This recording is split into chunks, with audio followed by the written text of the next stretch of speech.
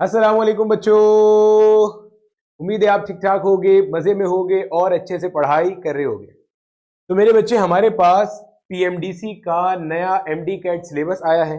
Although कि अभी वो ड्राफ्ट फॉर्म में है, यानी कि वो अभी पूरी तरह से अप्रूव नहीं हुआ, लेकिन उसके अंदर जो जो चेंजेस हैं और जिन पॉइंट्स को हमने जहन में रखना है अपने एमडी कैट 2025 की प्रिपरेशन के लिए, उसके हवाले से मैं और मेरे जितने भी टीम मेंबर्स हैं वो यहाँ पे डिस्कस कर रहे होंगे। फिजिक्स का सिलेबस भी डिस्कस करेंगे, केमिस्ट्री का सिलेबस भी डिस्कस करेंगे और बायो का सिलेबस भी डिस्कस करेंगे। सर इंग्लिश और लॉजिकल रीजनिंग रह गया, उसका अगर आप 2024 और 2025 का सिलेबस ऐसे साइड बाय साइड रख के कंपेयर करोगे तो आपको पता चलेगा कि उसके अंदर कोई भी डिफरेंस नहीं आया है, लेकिन उसके हवाले से भी गाइडलाइन आपको लेटर ऑन वीडियोस में दे दी जाएगी। ठीक है, तो शुरू करते हैं। क्या पीएमडीसी के सिलेबस में क्या चेंजेस हैं, किस तरह से प्रिपरेशन करनी है, एग्जामिनेशन डेट कब एक्सपेक्टेड है, इन सारे पॉइंट्स को हम लोग इस वीडियो में डिस्कस कर रहे होंगे। सबसे पहले मेरे बच्चे हम लोग हमारा फिजिक्स का ही सिलेबस डिस्कस कर लेते हैं, ठीक है, जो कि मेरा सब्जेक्ट है।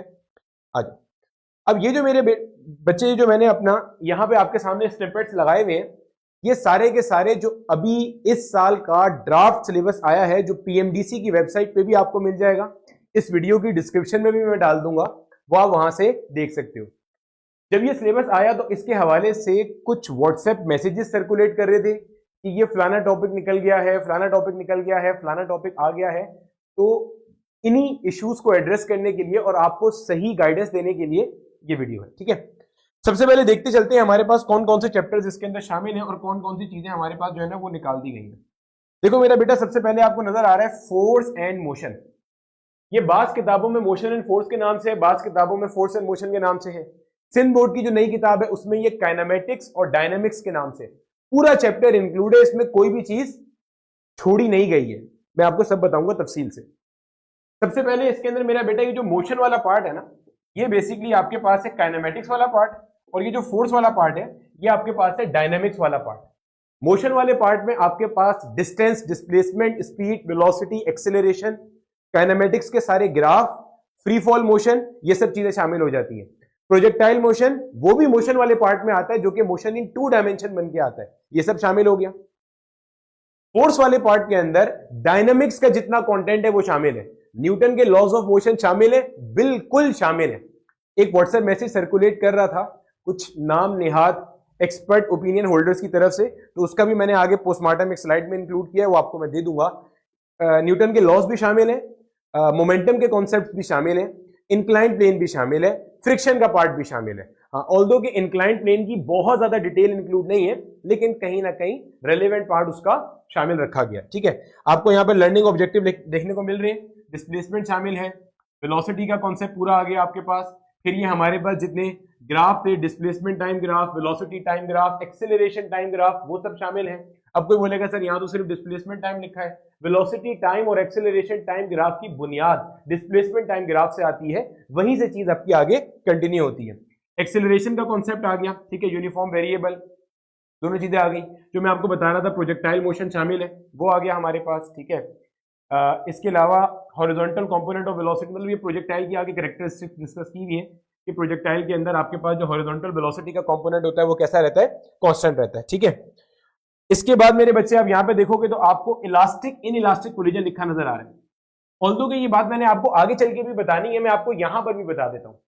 आप लोगों ने अपने अगर माजी में 11वीं क्लास में डायनामिक्स का या मोशन एंड फोर्स में से फोर्स का पार्ट अच्छे से पढ़ा है, ढंग से पढ़ा है, तमीज से पढ़ा है, जहां पे आपको न्यूटन के लॉस पढ़ाए गए थे, तो वहां पर मेरा बेटा जब आपने law of conservation of momentum पढ़ा होगा, जहां पे आप ये कहते हो ना initial momentum of a system is equal to final momentum of the system, जहां पे आप ये इक्वेशन ड्राइव करते हो m1u1 plus m2u2 is equal to m1v1 plus m2v2, इस तरह की जहां आप इक्वेशन ड्राइव करते हो, आप किताब खोल के इस इक्वेशन की ना जरा डेरिवेशन देखना। इस इक्वेशन की जो डेरिवेशन है वो न्यूटन के लॉ ऑफ मोशन नंबर 3 से निकाली गई है।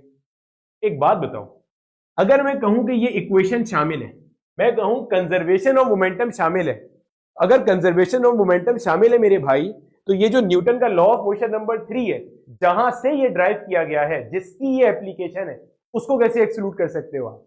तो वो सारे लोग या वो सारे हजरात जिनका ये मानना है कि न्यूटन के लॉज को एक्सक्लूड कर दिया गया है, उनसे बिल्कुल खुले आम ये सवाल है कि अगर ये कंजर्वेशन ऑफ मोमेंटम शामिल है, अगर ये कोलिजन शामिल है, कोलिजन क्या होता है फिजिक्स के अंदर? कोलिजन का मायना ऐसे टकराना नहीं होता, कोलिजन का मायना होता है दो बॉडीज का इंटरैक्ट करना, ऐसा इंटरेक्शन जिसमें एक बॉडी दूसरी बॉडी पर फोर्स लगा सके, एक बॉडी दूसरी बॉडी पर फोर्स लगाए, भले फिजिकल कांटेक्ट हो रहा हो या नहीं हो रहा हो, उसको अपन लोग क्या कहते हैं? कोलिजन कहते हैं।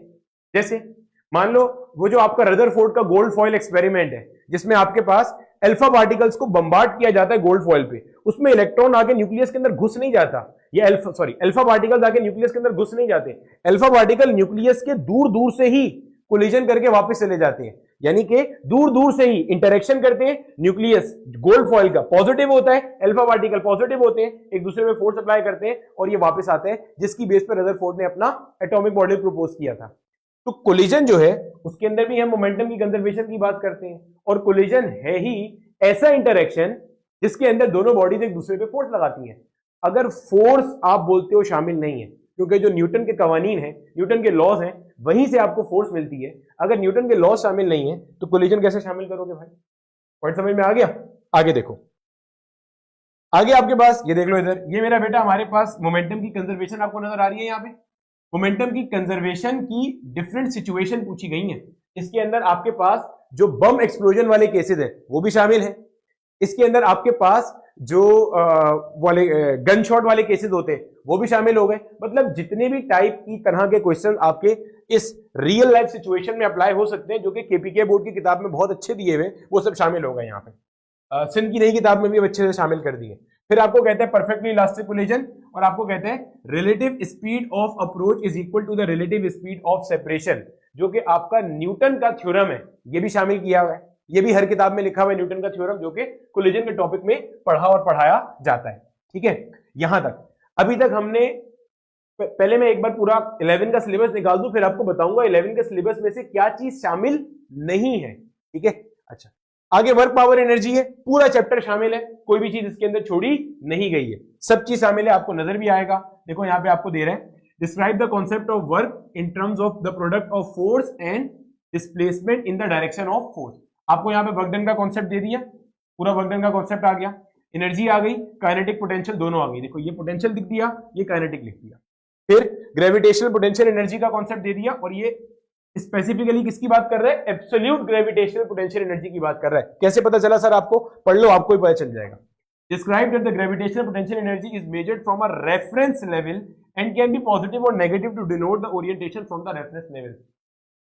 अमूमी तौर पे हम लोग जो अपना रेफरेंस लेवल लेते हैं वो अर्थ के सरफेस को लेते हैं, लेकिन इन रियलिटी जो एब्सोल्यूट ग्रेविटेशनल पोटेंशियल एनर्जी होती है वो बहुत दूर इन्फिनिटी के एक पॉइंट को रेफरेंस लेकर डिफाइन की जाती है, जहां पे हम मानते हैं कि अर्थ का ग्रेविटेशनल फील्ड क्या हो गया?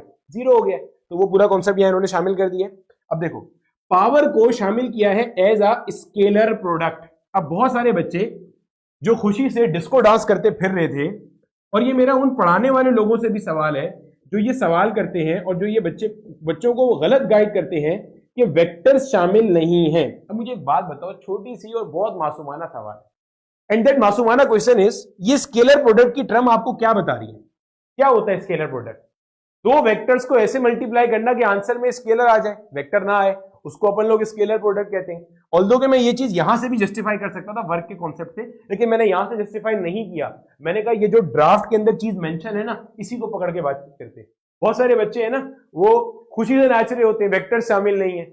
मैं कई दफा, जब से पीएमडीसी बनी है, शायद जब से उन्होंने सिलेबस निकाला है, हर सिलेबस में ये बात बताता आया हूं कि वेक्टर्स आर ऑलवेज देयर, बस देखने वाली आंखें चाहिए। वेक्टर्स हमेशा वहां पर मौजूद हैं, बस आपको नजर नहीं आते क्योंकि आपने बाइसनेस की ऐनक लगाई हुई होती है, आप कभी भी उसको अनबाइज मैनर में देखते ही नहीं हो। ये देखो, ये जो आपका वर्क डन का कॉन्सेप्ट था, अगर आपने थोड़ा सा भी ढंग से, आगे मैंने और चीजें भी शामिल करी हैं पास पेपर के क्वेश्चन आपको यही चीज जस्टिफाई करने के लिए। आपका जो वर्क डन का कॉन्सेप्ट है वो क्या है? एफ डॉट एस है ना, जो आपका वर्क डन होता है वो भी क्या होता है? डॉट प्रोडक्ट होता है फोर्स और डिस्प्लेसमेंट का। तो सिलेबस बनाने वालों ने बोला कि अगर कोई ऐसा बंदा है जो यहां से भी ना समझे ना, तो यहां पे तो कैटेगोरिकली इन्होंने मेंशन कर दिया स्केलर प्रोडक्ट है, पावर स्केलर प्रोडक्ट है, फोर्स और वेलोसिटी। स्केलर प्रोडक्ट समझाओगे कैसे बगैर वेक्टर्स के कॉन्सेप्ट के?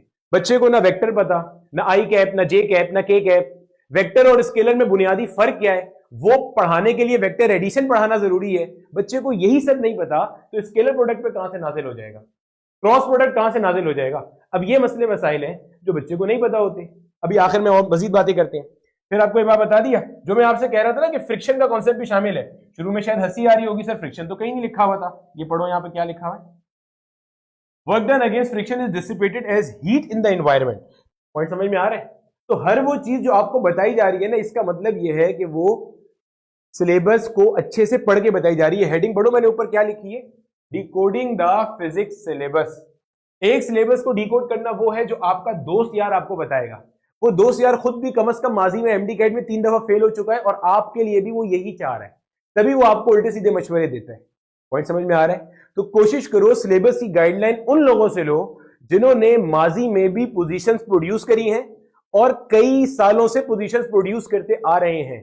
तो सही चीज जान कर जाओ। जहां इतने 4-4, 5-5 साल से मेहनत कर रहे हो, वहां पे एक छोटे से टॉपिक के लिए अपनी मेहनत को जवाल क्यों आने देते हो, अपनी मेहनत का पूरा डाउनफॉल क्यों आने देते हो। कोशिश करो कि पूरी चीजें जो आपको इस वीडियो में हमारे टीम मेंबर्स बता रहे हैं उन सबको आप कवर करो, कोई टॉपिक छोड़ो नहीं उसमें से। आप आगे चलो। अगला रोटेशनल एंड सर्कुलर मोशन, यहां पे आपके लिए रिलीफ है। रोटेशनल एंड सर्कुलर मोशन के अंदर ना हमारे पास 2 पार्ट्स होते हैं। एक होता है सर्कुलर मोशन की काइनेमेटिक्स, एक होती है सर्कुलर मोशन की डायनामिक्स। मैं मिसाल से समझाता हूं। काइनेमेटिक्स वाले पार्ट के अंदर, काइनेमेटिक्स वाले पार्ट में ना जितनी भी एंगुलर क्वांटिटीज है, angular displacement, angular velocity, angular acceleration, इनका relation with the linear quantities, centripetal force, centripetal acceleration, motion in circle, ये सब चीज शामिल हो जाती है। डायनामिक्स वाले पार्ट में इसके कॉन्सेप्ट शामिल होता है टॉर्क का, एंगुलर मोमेंटम का, आपके पास मोमेंट ऑफ इनर्शिया का। ये तो मोमेंट ऑफ इनर्शिया की बहुत ज्यादा डिटेल शामिल नहीं होगी, लेकिन टॉर्क और एंगुलर मोमेंटम की कुछ हद तक बेसिक शामिल होंगी। तो ये यहां पे आपके पास एक कह लो कि रिलीफ का पॉइंट है। वरना बाकी आपके पास चीजें उन्होंने शामिल कर दी है, यहां लिख भी दी है। एंगुलर डिस्प्लेसमेंट आपको कहता है एंगुलर डिस्प्लेसमेंट को रेडियन में, यानी कि s is equal to r theta वाली जो रिलेशन है डिग्री रेडियन की, वो बतानी है आपने। रेवोल्यूशन डिग्री रेडियन का कॉन्सेप्ट आ गया, एंगुलर वेलोसिटी आ गई, ये वही आ गया relationship between linear and angular variables. ठीक है, ये आपके पास सारी चीज आ गई। सर यहाँ पे टॉर्क तो कहीं लिखा हुआ ही नहीं है, टॉर्क को कैसे जस्टिफाई कर रहे हो, आपके टॉर्क भी यहाँ पे शामिल है। टॉर्क को मैंने शामिल किया है फोर्स की वजह से, क्योंकि जो टॉर्क होता है वो रोटेशनल एनालॉगस होता है किसका, फोर्स का। दूसरी रीजन टॉर्क को शामिल करने की है एंगुलर मोमेंटम की वजह से। मैं आपको समझाता हूं एंगुलर मोमेंटम को मैंने कैसे शामिल किया है। यहां देखो, ये आपको एटॉमिक स्पेक्ट्रा का कॉन्सेप्ट नजर आ रहा है, एटॉमिक स्पेक्ट्रा का कॉन्सेप्ट। ये मैंने आखिर में आना था लेकिन आपको बताने के लिए आ गया। ये जो एटॉमिक स्पेक्ट्रा के अंदर आपको कह रहे हैं ना लाइन स्पेक्ट्रम का कॉन्सेप्ट बताना है, तो ये सारी की सारी चीज कहां से आती है, जो आपकी वेव नंबर वाली इक्वेशंस है। हम लोग जब बोहर की थ्योरी पढ़ते हैं उसके अंदर हमारे पास एक रेडियस की इक्वेशन है, फिर एनर्जी की इक्वेशन है, फिर वेव नंबर की इक्वेशन है। वो जो वेव नंबर की इक्वेशन होती है ना इस तरह से 1/RH into 1/NF square minus 1/NI square, ये जो इक्वेशन होती है वेव नंबर की आपके पास, जिसको आप 1/λ से भी शो कर रहे होते हो, ये जो चीज है इसके अंदर। अब ये मेरा बेटा ये जो पूरी की पूरी इक्वेशन है ना, ये कहां से आती है, ये बोहर की थ्योरी से आती है। और बोहर की थ्योरी के अंदर आपके पास एक पोस्टुलेट है एंगुलर मोमेंटम किसी भी ऑर्बिट का, कि जहां पे आपका इलेक्ट्रॉन एग्जिस्ट करेगा या कर सकता है, या वो जगह जो स्टेशनरी ऑर्बिट कहलाएगी, उसका एंगुलर मोमेंटम या तो h/2π होना चाहिए या h/2π का कोई मल्टीपल होना चाहिए। अब आप खुद सोचो, अगर आपको एंगुलर मोमेंटम का कॉन्सेप्ट नहीं पता तो आप ये बोहर का पोस्टुलेट कैसे जस्टिफाई करोगे। और बोहर का पोस्टुलेट अगर आप जस्टिफाई नहीं कर सकते तो ये जो आपका एटॉमिक स्पेक्ट्रा शामिल है ये तो फारिग हो गया इसके अंदर से। पॉइंट समझ में आ रहा है। तो ये सब चीज आपके पास शामिल है। तो इसमें हाँ, आप जो चीज छोड़ सकते हो वो मोमेंट ऑफ इनर्शिया निकालने के जो कॉन्सेप्ट्स है ना, वो आप यहाँ पे छोड़ सकते हो, वो यहाँ पे कहीं नहीं पूछा हुआ ना, उसका आगे कोई कनेक्शन हमें नजर आता है। ठीक है, अब आगे आता है वेव्स। वेव्स के अंदर जो है ना, वो जो एक मैसेज सर्कुलेट कर रहा था बहुत जबरदस्त किस्म के एक्सपर्ट ओपिनियन होल्डर्स की तरफ से, उसमें कहा था लॉन्गिट्यूडनल और ट्रांसवर्स वेव्स का जो डिफरेंस है ना, वो निकाल दिया गया। अगर आपको लॉन्गिट्यूडनल और ट्रांसवर्स वेव का बुनियादी कॉन्सेप्ट नहीं पता तो ये वेव के जो लिखे हुए ऑब्जेक्टिव है आप ये नहीं पढ़ सकते। क्यों? यहां पे पहला ऑब्जेक्टिव पढ़ो, describe the meaning of wave motion as illustrated by the vibration in ropes and spring. ये जो स्प्रिंग के अंदर रोप, इसको स्ट्रिंग भी कहते हैं हम फिजिक्स के अंदर, ये जो स्प्रिंग के अंदर वेव प्रोड्यूस होती है वो ट्रांसवर्स होती है, और जो ये स्प्रिंग है, स्प्रिंग इसको स्लिंकी भी कहते हैं, जिसमें ऐसे वाली वेव प्रोड्यूस होती है, ये लॉन्गिट्यूडनल वेव्स होती हैं। अभी पहले ही ऑब्जेक्टिव दिया हुआ है, मीनिंग ऑफ वेव मोशन बताओ as illustrated by the vibration in ropes and spring. अभी अगर तुम्हें लॉन्गिट्यूडल और ट्रांसवर्स वेव का कॉन्सेप्ट ही नहीं पता कि लॉन्गिट्यूडल क्या है ट्रांसवर्स क्या है, तो इन दोनों में तुम तमीज कैसे करोगे? वेव का मायना क्या है?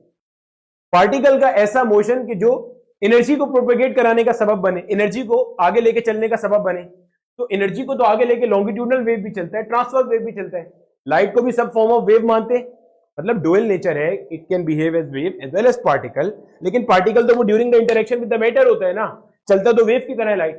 तो लाइट भी एक फॉर्म ऑफ एनर्जी है जो कि वेव की तरह चलता है। सूरज से हमारे पास लाइट आती है नहीं आती? आती है। साउंड जो मैं बोल रहा हूं, अगर वहां सामने कोई बंदा खड़ा है उसके बाद भी ये वेव की फॉर्म में पहुंच रहा है। तो साउंड लॉन्गिट्यूडनल वेव है, लाइट इलेक्ट्रोमैग्नेटिक जो कि ट्रांसवर्स वेव है। तो दोनों ही फॉर्म ऑफ एनर्जी को प्रोपेगेट करते चल रहे हैं। आप तमीज कैसे कर रहे हो लॉन्गिट्यूडनल कौन सा और ट्रांसवर्स कैसा है? तो ये कैसे बताओगे? जो पहला ऑब्जेक्टिव है तो फेल हो गया आपका। आगे चलो, यहां देखो इन्होंने एक और दिया है objective 4.5, explain that the speed of sound. ये स्पीड ऑफ साउंड लिया है, जो आपका साउंड है, साउंड साउंड साउंड, ये साउंड क्या चीज है? साउंड अगेन आपके पास लॉन्गिट्यूडनल मैकेनिकल वेव है। जब लॉन्गिट्यूडनल वेव का तुमने बिहेवियर ही नहीं पढ़ा तो तुम साउंड वेव को कैसे एक्सप्लेन करने जाओगे? ठीक है, ध्यान में रख लेना। पूरा वेव्स का पूरा चैप्टर शामिल है। ये वेव्स वही चैप्टर है जो सारी किताबों में साउंड एंड वेव्स के नाम से है, या वेव मोशन के नाम से, सिंध के अंदर अकूस्टिक्स के नाम से, अकूस्टिक्स के नाम से, जो मैंने डिटेल लेक्चर सीरीज अपलोड करी है बाय द वे, उसके अंदर मैंने भी इसका नाम वेव मोशन रखा था, क्योंकि वेव मोशन जो है वो दुनिया भर की किताबों में इसको वेव मोशन के नाम से ही पढ़ाया जाता है। ये सब चीज यहाँ पे, और इन्होंने आखिर में एक छोटा सा पॉइंट यहाँ पे ऐड करा है, और इस छोटे से पॉइंट को ऐड करने के बाद इन्होंने सिंपल हार्मोनिक मोशन जो है ना, इसको भी पूरा का पूरा क्या कर दिया? शामिल कर दिया। चेक कर लो यहाँ। अब बहुत सारे बच्चों को लग रहा था कि यार एसएचएम शामिल नहीं है, देख लो यहाँ पे एसएचएम शामिल है। ये रहा, पढ़ो क्या लिखा है, एक्सप्लेन एसएचएम। एसएचएम समझाइए क्या होता है, and explain the characteristics of SHM. वही जो एक मैसेज चल रहा है एक्सपर्ट ओपिनियन होल्डर्स की तरफ से, उसमें कहा जा रहा है एसएचएम के अंदर जो एनर्जी का ट्रांसफर है ना, वो शामिल नहीं है। सिंपल हार्मोनिक मोशन को अगर कोई भी पढ़ने पढ़ाने वाला एक्सप्लेन करता है, उसमें यही बताया जाता है जो टू एंड फ्रो मोशन हो रहा है उसके अंदर एक्सट्रीम पॉइंट से मीन पॉइंट की तरफ आते हुए स्पीड बढ़ती है, वेलोसिटी बढ़ती है, तो काइनेटिक एनर्जी बढ़ती है। और मीन पोजीशन की तरफ आ रहा है, ऑटोमेटिकली जो पोटेंशियल एनर्जी है सिस्टम की वो कम हो रही होती है।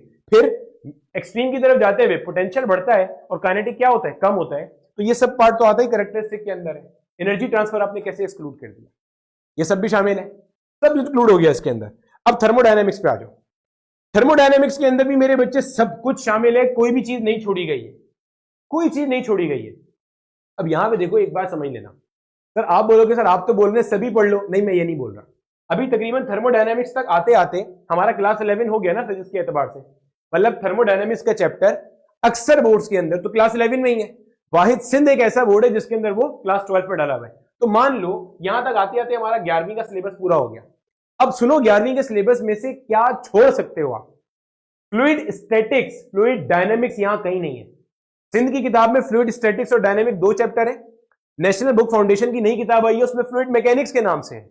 बाकी सारी किताबों में फ्लूइड डायनेमिक्स के नाम से चैप्टर है। फ्लूइड स्टैटिक्स वो 9-10 में पढ़ के आ जाती है, जहां पे आप वो पढ़ते हो अपना जो ये सारी इक्वेशन पढ़ते हो ना, बोयेंसी का कॉन्सेप्ट और आर्शिमेडिस प्रिंसिपल और ये सब चीजें, वो आप पहले पढ़ के आ जाते हो 9-10 के अंदर। ये सिंध वाले यहां पढ़ते हैं, एनबीएफ वाले भी यहां पढ़ते हैं। फ्लूइड स्टैटिक्स आप छोड़ दो, नहीं शामिल। फ्लूइड डायनेमिक्स आप छोड़ दो, नहीं शामिल। सिमिलरली आपको यहां कहीं पर भी जो आपका वो चैप्टर है ज्योमेट्रिकल इंस्ट्रूमेंट्स वाला, वो नजर नहीं आया होगा, वो सब यहां से फारिग हो गया। सिमिलरली यहां कहीं पे भी आपको फिजिकल ऑप्टिक्स नजर नहीं आएगा, फिजिकल ऑप्टिक्स इन्होंने निकाल दी है। ये 4 चैप्टर आप छोड़ सकते हो। मेजरमेंट्स आपको पढ़ना पड़ेगा, यूनिट्स और फिजिकल क्वांटिटीज की हद तक। उसमें से अगर आप एरर्स एंड अनसर्टेनिटी का पार्ट स्किप करना चाहो कर दो, क्योंकि यहां नहीं लिखा हुआ। सर तो यूनिट क्यों पढ़ना है? बेटा बगैर यूनिट फिजिकल क्वांटिटी का कॉन्सेप्ट लिए तो फिजिक्स में आगे कैसे चलेगा? चीजों की यूनिट क्या है वो कैसे बताएगा? वेक्टर्स शामिल है, पूरा शामिल है, पूरा वेक्टर एडिशन, पूरा वेक्टर मल्टीप्लीकेशन। जो बच्चा वेक्टर नहीं पढ़ता, सवाल ही पैदा नहीं होता उसको आगे की चीजें समझ में आ जाए। और अगर आगे की चीजें वो पढ़ रहा है बगैर वेक्टर्स पढ़े, तो फिर वो समझ नहीं रहा। फिर जिस दिन पेपर मुश्किल आएगा, तैयार हो जाना प्रेस क्लब के बाहर जाके एहतजाज करने के लिए, क्योंकि तुमने एहतजाज में वही प्ले कार्ड उठाने हैं कि आधी चीजें सिलेबस के बाहर थी। सिलेबस के बाहर से कुछ भी नहीं था, वो आपको जो बताया गया था उस सिलेबस के बाहर से था, जो पीएमडीसी का ड्राफ्टेड सिलेबस था उसके बाहर से नहीं था। तो सिलेबस में शामिल है वेक्टर। मोशन एंड फोर्स पूरा शामिल हो गया, रोटेशनल सर्कुलर मोशन पूरा शामिल है, उसके अंदर मोमेंट ऑफ इनर्शिया कैसे कैलकुलेट करना है बॉडीज का वो आप छोड़ सकते हो। उसमें भी दो तरह की बॉडीज होती है, कंटिन्यूस मास सिस्टम और डिस्क्रीट मास सिस्टम। तो कंटिन्यूस मास सिस्टम वैसे ही कोर्स में नहीं है, डिस्क्रीट मास सिस्टम जो है ना उसको आप यहाँ पे इग्नोर कर सकते हो, ठीक हो गया।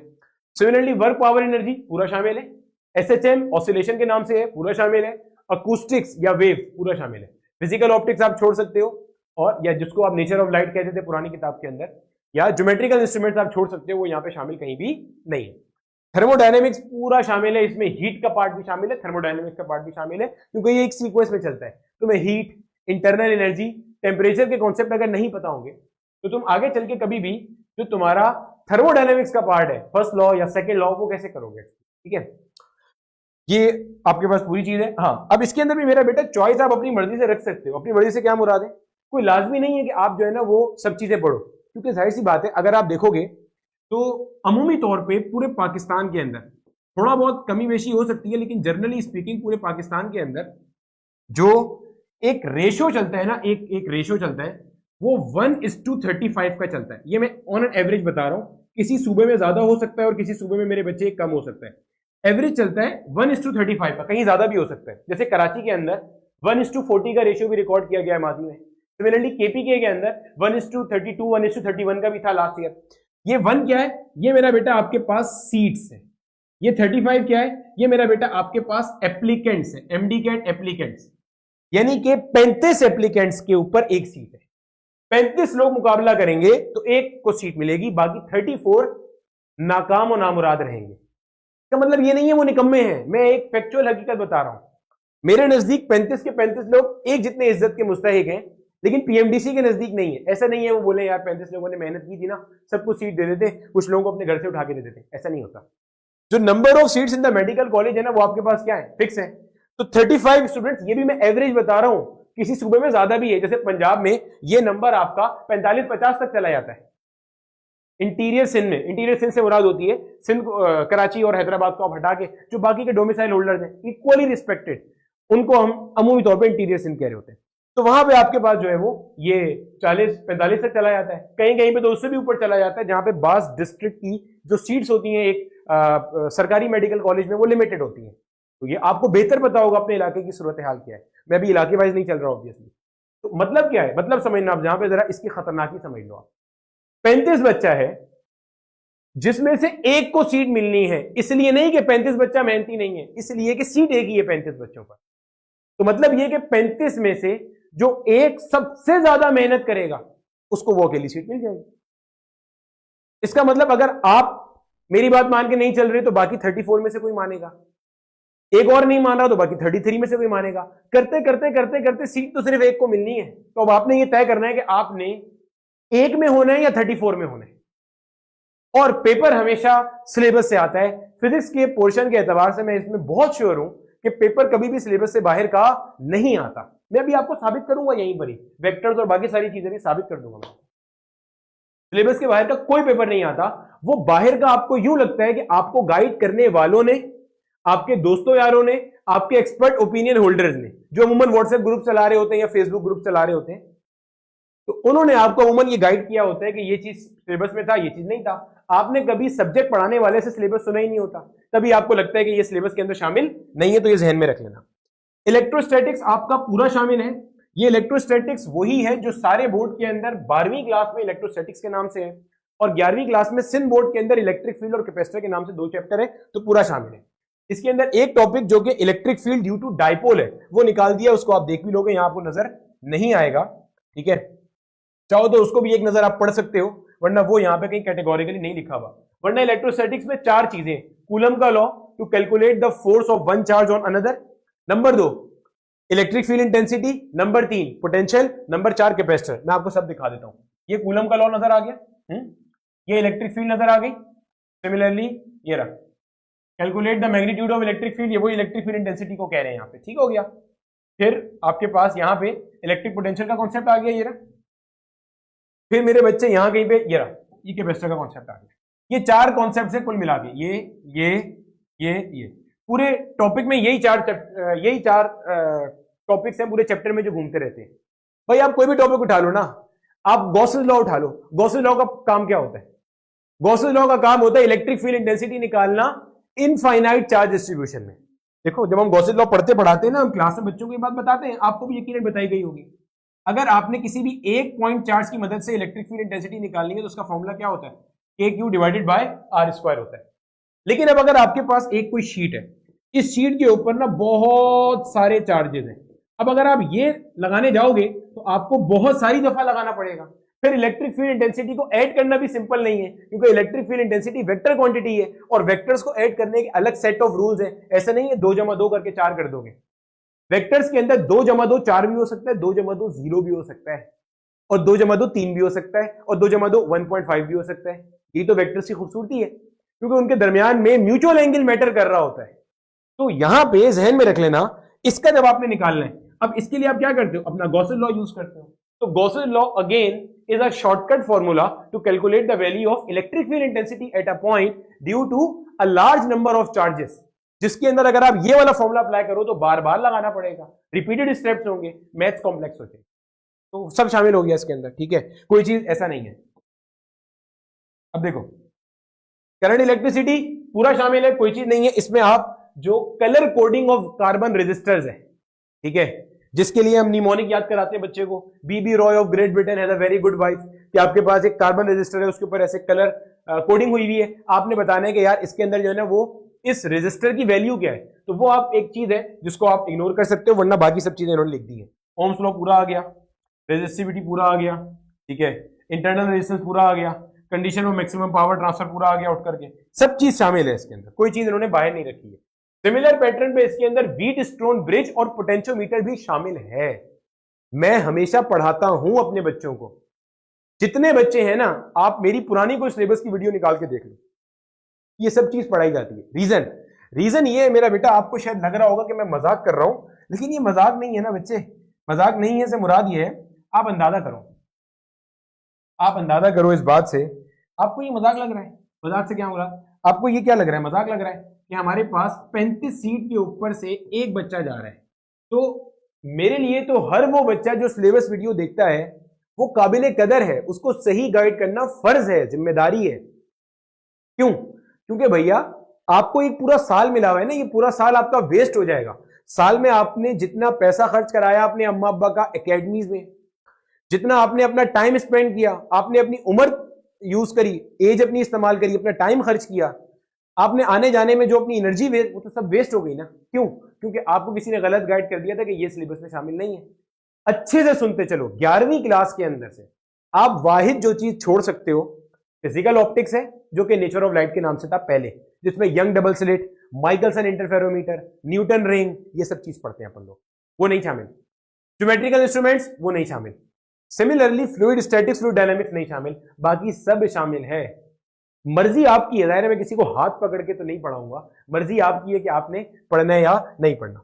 यहां पे भी देख लो, इलेक्ट्रोमैग्नेटिज्म पूरा शामिल है। मजीद जितने लोगों को वेक्टर्स का लग रहा था ना, ये जो आपका फ्लक्स का कॉन्सेप्ट है, आपने अगर फ्लक्स पढ़ा होगा तो फ्लक्स जो होता है ये भी क्या होता है, डॉट प्रोडक्ट होता है बी और डेल्टा ए का। अब बहुत सारे बच्चे यहाँ पे बोलते हैं, बच्चे क्या, मैंने अक्सर पढ़ाने वाले लोगों को भी ये भयानक तरीन बात करते हुए देखा है कि सर क्या टेंशन है, एक काम करते हैं ना, सिर्फ डॉट प्रोडक्ट पढ़ा देते हैं बच्चे को। क्या कहने, सिर्फ डॉट प्रोडक्ट पढ़ा दे बच्चे को। अब इसके ऊपर मैं एक बड़ी अच्छी सी मिसाल दिया करता हूं। अमूमी तौर पे हमारे माशरे के अंदर आपको जॉब कब मिलती है, जब आप यूनिवर्सिटी से आ जाते हो, यूनिवर्सिटी से आप फारिग हो जाते हो तो आपको जॉब मिल जाती है यूनिवर्सिटी की डिग्री की बेस पे। तो आपके ख्याल से नर्सरी पढ़ना क्यों जरूरी है, पहली क्लास दूसरी क्लास, ऐसी खामा पीली में अपने 10 साल जाया करते हो, पहली दूसरी आप बताओ, आपने जो पहली क्लास पढ़ी या नर्सरी क्लास पढ़ी, जिसमें आपको मिस ने, आपकी जो भी मिस होगी स्कूल वाली, उन्होंने यहाँ पे आपको 3 स्टार चिपका के भेज दिया होगा। आप कहीं रियल लाइफ में जाओगे किसी जगह पे नौकरी लेने के लिए, बोलोगे भाई मैं आपके यहाँ पे एज डॉक्टर काम करना चाह रहा हूँ, एज इंजीनियर, तो आप दिखाओगे ये देखो मेरे माथे पे बचपन में यहाँ पे या गाल पे मुझे मिस ने जो है ना वो 3 स्टार दिए थे, आप मुझे जॉब पे रख लो, नहीं कहोगे ना ऐसे। 2 क्लास क्यों जरूरी है? आप बताओगे मुझे एक्सीलेंट मिला था, ऐसे हाथ पे स्टार बना के दिया था, 3 4, ऐसी 10 साल जाया कर दिए। मैट्रिक की मार्कशीट कहीं काम आएगी? इंटर की मार्कशीट दिखाओगे जाके? नहीं। आपको तो बोलोगे ना भाई ये मेरी एमबीबीएस की डिग्री है, इस बेस पे मैं यहाँ पे रेजिडेंसी के लिए अप्लाई कर रहा हूँ, या ये मेरी इंजीनियरिंग की डिग्री है, इस बेस पे मुझे यहाँ इंजीनियरिंग की जॉब चाहिए। तो इतना लंबी कार्रवाई डालना, ये बिल्कुल वैसे ही है, डायरेक्टली डॉट प्रोडक्ट पढ़ा दो यार, इतनी लंबी कार्रवाई डालने की क्या जरूरत है भाई साहब। एक तरीका होता है कॉन्सेप्ट्स को बनाने का, ठीक है। अगर किसी को बेसिक वेक्टर ही नहीं पता कि वेक्टर है क्या, तो आप उसे डॉट प्रोडक्ट कैसे बता दोगे? किसी को नंबर्स का नहीं पता, अल्फाबेट्स का नहीं पता, तो उसको आप यूनिवर्सिटी की जो साइंस है वो कैसे समझा सकते हो जब तक उसकी बेसिक्स ही नहीं बनी हुई है? अगर कोई 10 मंजिला इमारत है, उसके अंदर सबसे ऊंचाई पे जो मंजिल है वो 10वीं है, लेकिन जो सबसे अहम मंजिल है ना वो फाउंडेशन वाली होती है। फाउंडेशन जिस दिन कमजोर हो गई, 10वीं क्या हो, 100वीं हो, वो भी नीचे आ जाएगी ऊपर से उठ के। तो ये ध्यान में रख लेना, ठीक है। ये सबका सब शामिल है, इसके अंदर कोई भी चीज फारिग नहीं है। हाँ, इसमें से आप क्या चीज छोड़ सकते हो, ऑल्दो कि मैं वो भी पढ़ाता हूं बच्चों को, क्योंकि मैं बोलता हूं रेस्ट नहीं लो आप कुछ भी। Galvanometer, ammeter, voltmeter, वो किस तरह से मैं शामिल करता हूं, वो मैं यहां से शामिल करता हूं, यहां से देखकर। ये देखो, ये वाला जो है ना, ये वाला जो पार्ट है, फोर्स में एक charge particle in a magnetic field, यहीं से आपके पास आगे चल के F is equal to BIL sine theta आता है, यहीं से आगे चल के आपके पास टॉ is equal to BINA cos alpha का पार्ट आता है। तो वो सारा का सारा यहाँ पे आपके पास होता रहेगा, ठीक है। सिमिलरली मेरा बेटा इलेक्ट्रोमैग्नेटिक इंडक्शन पूरा शामिल है, इसके अंदर आप डीसी मोटर, एसी मोटर का कॉन्सेप्ट छोड़ सकते हो, वो यहाँ पे कहीं भी आपको लिख के नहीं दिया हुआ, ठीक है। इलेक्ट्रॉनिक्स जो है वो मेरे बच्चे, इसके अंदर भी आपके पास खास बात है कि इलेक्ट्रॉनिक्स को आप छोड़ सकते हो कहां पे, रेक्टिफिकेशन के आगे वाला पार्ट, जो आपके लॉजिक गेट्स हैं वो छोड़ सकते हो, ऑपरेशनल एम्पलीफायर वाला पार्ट छोड़ सकते हो। मैं रिवाइज कर देता हूं, इलेक्ट्रोस्टैटिक्स पूरा शामिल, करंट इलेक्ट्रिसिटी में आप कलर कोडिंग कार्बन रजिस्टर की छोड़ सकते हो। इलेक्ट्रोमैग्नेटिज्म आएगा ना उसके बाद, यस। इलेक्ट्रोमैग्नेटिज्म में आपने सब पढ़ना है। हाँ, एक कुछ हद तक आप लेवरेज ले सकते हो galvanometer, ammeter, voltmeter का, ऑल्दो के मैं जब पढ़ाता हूं तो वो पढ़ाता हूं क्योंकि मेरे नजदीक 35:1 का रेशियो मेरे जहन में चल रहा होता है कि बच्चे के साथ नाइंसाफी ना हो जाए। इलेक्ट्रोमैग्नेटिक इंडक्शन में सब कुछ शामिल है, डीसी मोटर, एसी मोटर छोड़ सकते हो, ठीक है, कोई टेंशन नहीं है उसमें। इलेक्ट्रॉनिक्स के अंदर जो आपका एनर्जी बैंड का कॉन्सेप्ट है वो पूरा शामिल है। जो एनर्जी बैंड का कॉन्सेप्ट है वो बहुत सारी किताबों में फिजिक्स और सॉलिड्स के अंदर दिया हुआ है, तो वहां से आपने पढ़ना होगा। एनर्जी बैंड थ्योरी का कॉन्सेप्ट शामिल है, पीएन जंक्शन डायोड पूरा शामिल है, डायोड की बायसिंग का कॉन्सेप्ट शामिल है, रेक्टिफिकेशन शामिल है, हाफ वेव, फुल वेव सब शामिल है यहाँ पे। इसके आगे के जो पार्ट है ना, ऑपरेशनल एम्पलीफायर है, ट्रांजिस्टर है, लॉजिक गेट्स है, वो आप पीएमडीसी के लिए छोड़ सकते हो safety. Dawn of modern physics, explain the particle model of light in terms of photons with particular energy, सब शामिल है। सिर्फ इसमें आप रिलेटिविटी के कॉन्सेप्ट को छोड़ सकते हो, रिलेटिविटी का कॉन्सेप्ट जो है ना उसको आप छोड़ सकते हो। ऑल्दो के जब आप पेयर प्रोडक्शन और पेयर एनाहिलेशन पढ़ते पढ़ाते हो तो उसमें आपको रिलेटिविटी पढ़ानी पड़ती है, तो मैं रिलेटिविटी पढ़ाता हूं। इसीलिए ये इसलिए बता रहा हूं कि बच्चों को ये ना लगे सर आप सब तो बोल रहे हैं, बच्चे वो सब आपके लिए बोला जा रहा है। मेरा किसी रद्दी पेपर वाले से कॉन्ट्रैक्ट तो हुआ नहीं है कि आपके लिख के प्रैक्टिस करोगे तो बिलाल को जो है ना वो समोसों के पैसे मिल जाएंगे, ऐसा तो आप ही का फायदा है। रिलेटिविटी के बगैर पेयर प्रोडक्शन की इक्वेशन का आप रट्टा लगाओगे, कॉन्सेप्ट नहीं समझ में आएगा। एनर्जी आपने इक्वेट कैसे करी, कंजर्व कैसे करी, वो आपको जिंदगी में कभी समझ में नहीं आएगा। पेयर एनाहिलेशन की एनर्जी का भी सेम कॉन्सेप्ट है, तो इसलिए मैं रिलेटिविटी पढ़ाता हूं, या मेरे जैसे और भी बहुत सारे एजुकेटर्स होंगे जो यकीनन पढ़ाते होंगे, ठीक है। तो ये ध्यान में रख लेना। बाकी आपका जो ब्लैक बॉडी का पार्ट है वो भी शामिल है, जो आपका फोटो इलेक्ट्रिक इफेक्ट है वो भी शामिल है, जो आपका कॉम्पटन इफेक्ट है वो भी शामिल है, आपका जो अनसर्टेनिटी प्रिंसिपल है वो भी कहीं किसी हद तक शामिल है। इसी तरीके से आपका जो वो है आपका डी ब्रॉय का हाइपोथेसिस है जिसको आप मैटर वेव कहते हो, वो भी शामिल है इसके अंदर, ठीक है। एटॉमिक स्पेक्ट्रा, ये आपका पूरा चैप्टर शामिल है लाइन स्पेक्ट्रम तक का। आखिर में जो आपका एक्सरे वाला पार्ट है और आपका जो लेजर वाला पार्ट है उसको आप इमिट कर सकते हो या उसको आप स्किप कर सकते हो। बाकी सारी चीज इसके अंदर शुरू से बोर की थ्योरी और रेडियस, एनर्जी, वेव नंबर की इक्वेशन, ये सारी शामिल है। फिर हाइड्रोजन का इमेजर स्पेक्ट्रम जिसमें Lyman, बामर, portion, bracket, tiffin series पढ़ते हो, वो सारी शामिल है आपकी। Next part and last part, last chapter, ये मेरे बच्चे हमारे पास क्या है, न्यूक्लियर फिजिक्स। न्यूक्लियर फिजिक्स ये मेरे बच्चे हमारे पास शामिल है। डिस्क्राइब मतलब न्यूक्लियर फिजिक्स पूरा शामिल है। पूरा शामिल से मुराद है वो पूरा न्यूक्लियर फिजिक्स जिसमें आप प्रोटॉन, न्यूट्रॉन, इलेक्ट्रॉन का तस्करा करते हो, वो सब शामिल है इसमें। वो जो अमूमी तौर पर न्यूक्लियर फिजिक्स में आखिर में एक टॉपिक दिया होता है ना, जिसमें आप अपना जो ये जो आपके डिफरेंट और सब एटॉमिक पार्टिकल्स होते हैं, क्वार्क्स होते हैं, लेप्टॉन्स होते हैं, हाइड्रॉन्स होते हैं, बोरॉन्स होते हैं, ये सारे के सारे जो है ना बोसॉन, सॉरी वो सारे के सारे जिग बोसॉन, डब्ल्यू बोसॉन्स, वो आपके इसके अंदर शामिल नहीं है। वो सिंध के अंदर एक नया चैप्टर है पार्टिकल फिजिक्स, उसके अंदर पढ़ाए जाते हैं, तो वो शामिल नहीं है, ठीक है। इसके अलावा मेरे बच्चे आपके पास जो न्यूक्लियर डिके है, रेडियो एक्टिविटी का कॉन्सेप्ट है, हाफ लाइफ वाले प्रॉब्लम्स है, वो सारे के सारे शामिल है आपके पास। और इससे तो बहुत सारी दफा क्वेश्चन भी आया हुआ है बाजी के अंदर। इसके अलावा आपका जो बायोलॉजिकल इफेक्ट ऑफ रेडिएशन है और आपके जो डोजेज के कॉन्सेप्ट है कि आपने कितना डोजेज लिया, उससे कितनी एनर्जी गेन करी, कितना इफेक्ट उसका हार्मफुल है, आरबीजी के जो कॉन्सेप्ट है वो आपके सारे के सारे यहाँ पे क्या है, शामिल है, ठीक है। तो अगर मैं सेकेंड ईयर को जर्नलाइज करूं तो क्या क्या नहीं शामिल, थर्मोडायनेमिक्स पूरा शामिल। थर्मोडायनेमिक्स सर आपने वहां बोला था, आप यहां बोल रहे हैं, बास किताबों में वहां पर है 11वीं में, बात में 12वीं में, तो दोनों सुन लो भाई। पूरा शामिल है, इलेक्ट्रोस्टैटिक्स पूरा है, इलेक्ट्रिसिटी में कलर कोडिंग कार्बन रजिस्टर की शामिल नहीं है, इलेक्ट्रोमैग्नेटिज्म पूरा है, गैल्वेनोमीटर, एमीटर, वोल्टमीटर में अपने आप को कुछ हद तक रिलैक्स कर सकते हो अगर टाइम नहीं है, इलेक्ट्रोमैग्नेटिक इंडक्शन पूरा शामिल है, डीसी मोटर, एसी मोटर को आप छोड़ सकते हो, कोई टेंशन नहीं है। इलेक्ट्रॉनिक्स शुरू के अंदर से रेक्टिफिकेशन तक का पार्ट है, उसके आगे वाला जो पार्ट है वो नहीं है, ओपैम्स, ट्रांजिस्टर्स, लॉजिक गेट्स, नैंड और जोर, एक्सनॉर, वो सब आप उड़ा सकते हो, कोई टेंशन नहीं है। सिमिलरली फोटोइलेक्ट्रिक इफेक्ट पूरा है, रिलेटिविटी का कॉन्सेप्ट कुछ हद तक रिलैक्स कर सकते हो, अगर पेयर प्रोडक्शन, पेयर एनाइनेशन आपको वैसे समझ में आ रहा है तो अच्छी बात है, वरना रिलेटिविटी के साथ तो समझ आ ही जाएगा। फिजिक्स ऑफ सॉलिड नहीं शामिल इसके अंदर। फिजिक्स ऑफ सॉलिड में तीन चीजें हैं, electrical properties, magnetic properties and mechanical properties. Mechanical properties नहीं शामिल और मैग्नेटिक प्रॉपर्टीज भी नहीं शामिल, वो हिस्टैरिसीस कर्व वगैरह वो सब नहीं शामिल, लेकिन जो इलेक्ट्रिकल प्रॉपर्टीज है वो शामिल है, जो एनर्जी बैंड थ्योरी के कॉन्सेप्ट है वो शामिल है, मैंने वो इलेक्ट्रॉनिक्स में बोला कवर करने, मैं वहीं पे कवर कराता हूं। सिमिलरली बच्चे ऑल्टरनेटिंग करंट नहीं शामिल आपके पास, ऑल्टरनेटिंग करंट आप स्किप कर सकते हो पूरा पूरा। न्यूक्लियर फिजिक्स में आपके पास जो पार्टिकल फिजिक्स वाला पार्ट है जिसमें आप डिफरेंट और सब एटॉमिक पार्टिकल पढ़ते हो ना, other than proton, neutron, electron, वो शामिल नहीं है। बाकी रेडियो एक्टिविटी और लॉ ऑफ रेडियो एक्टिविटी के ये सारा का सारा आपका क्या है, शामिल है, और रेडियो एक्टिविटी का इफेक्ट भी शामिल है, ठीक है। इसके अंदर जो आपकी फिजन फ्यूजन की रिएक्शन है उनको बस एक बार सरसरी से देख लोगे तो भी क्या है, ये काफी क्लियर हो गया, ठीक है। आगे चलते हैं, अब जो मिथ्स है ना कॉमन, उनको बस कर देते हैं। पहले मैं एक चीज बता देता हूं कि हमारे पास यहीं पर इसी चैनल पर नेशनल एमडी कैट के लिए, नर्स एंट्री टेस्ट के लिए, नेशनल एमडी कैट के लिए फिजिक्स जो ये सिलेबस है, इसी के एतबार से मैं लेक्चर्स अपलोड भी कर रहा हूं। वो पूरा एक सिलेबस है जिसके तहत चल रहा है, हीट एंड थर्मोडायनामिक्स के कुछ लेक्चर्स हो चुके हैं, वो आप जाके देखोगे तो ECAT NET MDCAT की प्लेलिस्ट में आपको मिल भी जाएगा। वो एक दिन छोड़ के एक दिन लेक्चर भी आ रहा होता है, आप उससे भी इस्तेफादा कर सकते हो, देख सकते हो। वो इंशाल्लाह मेरी पूरी कोशिश है कि वो 2-2.5-3 महीने में पूरी कर दी जाए, ठीक है। अब देखो ऊपर हेडिंग पढ़ो मैंने क्या लिखी है, बस्टिंग द कॉमन मिथ्स। पहली लिखी हुई है वेक्टर्स नॉट इंक्लूडेड। बहुत सारे बच्चों को ना अभी भी यकीन नहीं आया होगा कि सर वेक्टर्स कैसे इंक्लूड हो सकते हैं, इतना भयानक चैप्टर। ये सवाल अक्सर लोगों ने पहचान लिया होगा जो सिंध टेक्स्ट बोर्ड से पढ़ने वाले हैं। ये 2024 के अंदर जो सिंध का पेपर था उसके अंदर से सवाल उठाया है।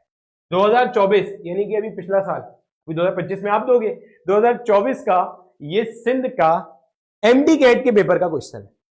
क्या कहते हैं, consider 3 point charges A B and C as shown in the figure if the resultant force, ये रहा सवाल, if the resultant force on the charge A due to charge B and C is this, the direction of the resultant force will be।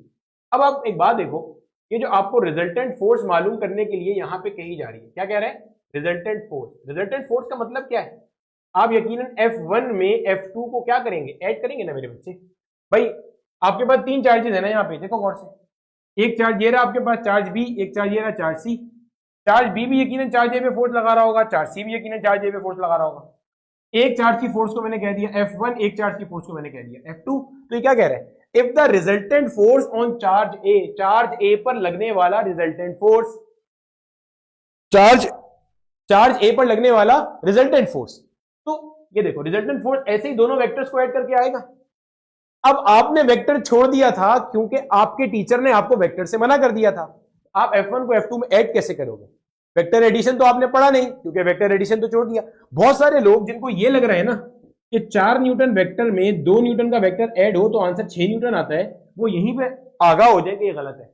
4 Newton में अगर 2 Newton का vector add हो तो answer 6 भी आ सकता है, आंसर 2 भी आ सकता है। मजेदार बात, 2 और 6 के बीच में जितने पॉसिबल नंबर है सब आ सकते हैं। क्या मतलब था, 4 और 2 को ऐड करने पे क्या वेक्टर एडिशन में आंसर 3 न्यूटन आ सकता है, बिल्कुल आ सकता है। 4 न्यूटन आ सकता है, बिल्कुल आ सकता है, इसके अंदर कुछ भी रेंज में आ सकता है। 5 भी आ सकता है, 5.9 आ सकता है, 5.765 आ सकता है, 3.6 इस रेंज में आ सकता है, 1 नहीं आ सकता, 7 नहीं आ सकता। तो वेक्टर एडिशन ऐसे नहीं है 4 और 2 को जोड़ा तो 6 ही आएगा हमेशा। 4 और 2 को जोड़ने में 2 भी आता है, 4 और 2 को जोड़ने में 5 भी आता है। तो आपको वेक्टर एडिशन तो पता ही नहीं है क्योंकि आपके टीचर ने या आपके एक बहुत बड़े कोचिंग के टीचर ने बोल दिया था कि वेक्टर एडिशन तो नहीं है। तो ये सिंध बोर्ड के अंदर आया हुआ क्वेश्चन, ये सिंध के अंदर जो प्रोविंशियल लेवल पे कंडक्ट हुआ था तो ये आया था सवाल, देख लो। और भी है इसके अंदर, सिर्फ सिंध वाले नहीं थे और भी थे। ये रहा, ये लिया हुआ है शहीद जुल्फिकार अली भुट्टो मेडिकल यूनिवर्सिटी, और ये भी 2024 का ही है। मुझे ज्यादा टाइम नहीं मिला वरना मैं 2023 से भी निकाल लेता, ठीक है। कल सिलेबस की अनाउंसमेंट आई है और कल ही जो था वो हमारा तरावी का खत्म ही था, तो आज ही बिल्कुल ये मुझे इतना ही टाइम मिला था कि मैं इसको जो है ना वो कर सकता। ये 2024 का निकाला है। At what value of angle between the magnetic field intensity and vector area the magnetic flux become zero. अब वो सारे लोग जिनको वेक्टर्स का कॉन्सेप्ट नहीं पता था, तो phi is equal to B dot delta A में आप लोगों की इतला के लिए अर्ज है, जब ये फॉर्मूला खुलता है तो ये बन जाता है B delta A cos of theta. तो ये फॉर्मूला आपको स्केलर प्रोडक्ट डॉट प्रोडक्ट में पढ़ाया जाता है, तो ये फॉर्मूला शामिल है। तो इसका मतलब क्या हो गया कि आपके पास ये वाली चीज शामिल है। फिर ये सवाल उठाया मैंने यूएचएस, ये भी 2024 का है, और ये आपको सारे पेपर कॉमन नहीं मिल जाएंगे, गूगल पे जाकर लिखना तो आपको मिल जाएगा, ठीक है। सवाल क्या है, when a force of 1 newton displaces its point of application by 1 metre in the direction of force, the work done is. अब वर्क डन भी आपके पास क्या होता है, स्केलर प्रोडक्ट होता है एफ डॉट एस करके। तो वेक्टर्स आपके पास शामिल है। ये सिर्फ मैं बता रहा ये था कि जो आपको सिलेबस बताया जा रहा है वो करो। ये वो हमारे पास शाहकार मैसेज जो चल रहा था, मुझे पता नहीं कि कहां से मैसेज निकला है, कहां से आया है, मुझे 3-4 बच्चों ने भेजा था, तो मैंने बोला यार मैंने अब तक सिलेबस देखा नहीं है, मैं जब तक सिलेबस देखूंगा नहीं तब तक मैं कोई कमेंट कर नहीं सकता। तो मैंने सिलेबस देख लिया। ये जो कहा जा रहा है फोर्स एंड मोशन, न्यूटन के लॉज रिमूव हो गए, ये बिल्कुल बेकार बात है, नहीं रिमूव हुए, क्योंकि यहाँ पे मैं आपको आगे भी मैंने लगाया था। ये देखो यहाँ पे कोलिजन का कॉन्सेप्ट नजर आ रहा है, मोमेंटम कंजर्वेशन नजर आ रही है। तो ये दोनों जो है ना, ये फोर्स के कॉन्सेप्ट के बगैर आप नहीं बता सकते, और फोर्स का कॉन्सेप्ट ही न्यूटन के लॉज में आता है। फिर आगे देखो, ये कहता है एनर्जी ट्रांसफर इंक्लूड नहीं है, और difference between transfer and longitudinal wave include नहीं है। तो ये देख लो, ये मैंने बताया हुआ यहाँ पे आपके पास जो एनर्जी का ट्रांसफर का कॉन्सेप्ट है एसएचएम में, वो भी इंक्लूड है, और जो उसका लॉन्गिट्यूडनल ट्रांसफर वेव का कॉन्सेप्ट है वो भी क्या है, इंक्लूड है। ये सारी चीजें अपने पास क्या है, इंक्लूड है। सिमिलरली जो इन्होंने कहा था ना, यहाँ पे इन्होंने कहा था सीपी माइनस सीबी इंक्लूड नहीं है, CP minus CB is equal to R. तो ये देख लो यहाँ पे मैंने लिखा भी है, और ये देखो इन्होंने दिया हुआ है। ये जो आपके पास कंजर्वेशन ऑफ एनर्जी की बात की जा रही है, तो ये CP minus CB is equal to जो आर होता है, ये बेसिकली आपके पास कंजर्वेशन ऑफ एनर्जी की वजह से तो होता है। Molar specific heat at constant pressure ज्यादा होती है, और molar specific heat at constant volume कम होती है, due to isobaric isochoric processes. उसकी साइंस है कि कैसे आइसोबैरिक प्रोसेस के अंदर जो आप हीट सप्लाई करते हो वो वर्क डन भी करती है और इंटरनल एनर्जी भी चेंज करती है, और आइसोकोरिक के अंदर वो सिर्फ क्या करती है, इंटरनल एनर्जी चेंज करती है। उनका जो डिफरेंस होता है वही आर के बराबर होता है, कंजर्वेशन ऑफ एनर्जी का कॉन्सेप्ट आता है वहां पे, ठीक है। तो मेरा बेटा ये सारा का सारा कॉन्सेप्ट क्या है, शामिल है, क्योंकि वो कंजर्वेशन ऑफ एनर्जी का ही है। तो मेरे बच्चे ये हमारे पास जो था वो सिलेबस के हवाले से एक गाइडलाइन था, जहन में रख लीजिएगा कि ये सारी चीज अपने पास क्या है, शामिल है। अच्छा भाई, तो अब हम बात करते हैं बायोलॉजी का सिलेबस जो अभी पीएमडीसी ने ड्राफ्ट किया है एमडीकैट 2025 के लिए, उसको डिस्कस करना। अब बायोलॉजी के पोर्शन के अंदर इन्होंने मेजर डिफरेंस क्रिएट किया है, कुछ चैप्टर्स निकाले हैं, चैप्टर्स नहीं, एक चैप्टर बेसिकली निकाला है, कुछ टॉपिक्स ऐड किए हैं, कुछ टॉपिक्स रिमूव किए हैं। तो उस पूरे को हम डिटेल में एक एक चैप्टर वाइज देख रहे होंगे कि क्या टॉपिक्स डाले हैं, क्या टॉपिक्स निकाले हैं, किसको किस तरीके से आपने डील करना है, इन सारी चीज़ों को हम डिस्कस करेंगे। तो बिना किसी देरी के भाई स्टार्ट करते हैं। अच्छा, तो अगर मैं यहाँ पे आपको बताऊं तो यहाँ पे मैंने एक पूरी समरी लिखी हुई है। पहले हमारे पास जो टोटल नंबर ऑफ चैप्टर्स थे वो थे 17, ठीक है। तो यहाँ पे आपको नजर आ रहा है 17 चैप्टर्स थे। इन 17 चैप्टर्स में से एक पूरा का पूरा चैप्टर उन्होंने उठा के डिलीट किया, पूरा चैप्टर रिमूव कर। अब उसके अलावा अगर हम देखें तो कुछ टॉपिक्स भी डिलीट किए, कुछ चैप्टर्स में से कुछ टॉपिक्स निकाले, ठीक।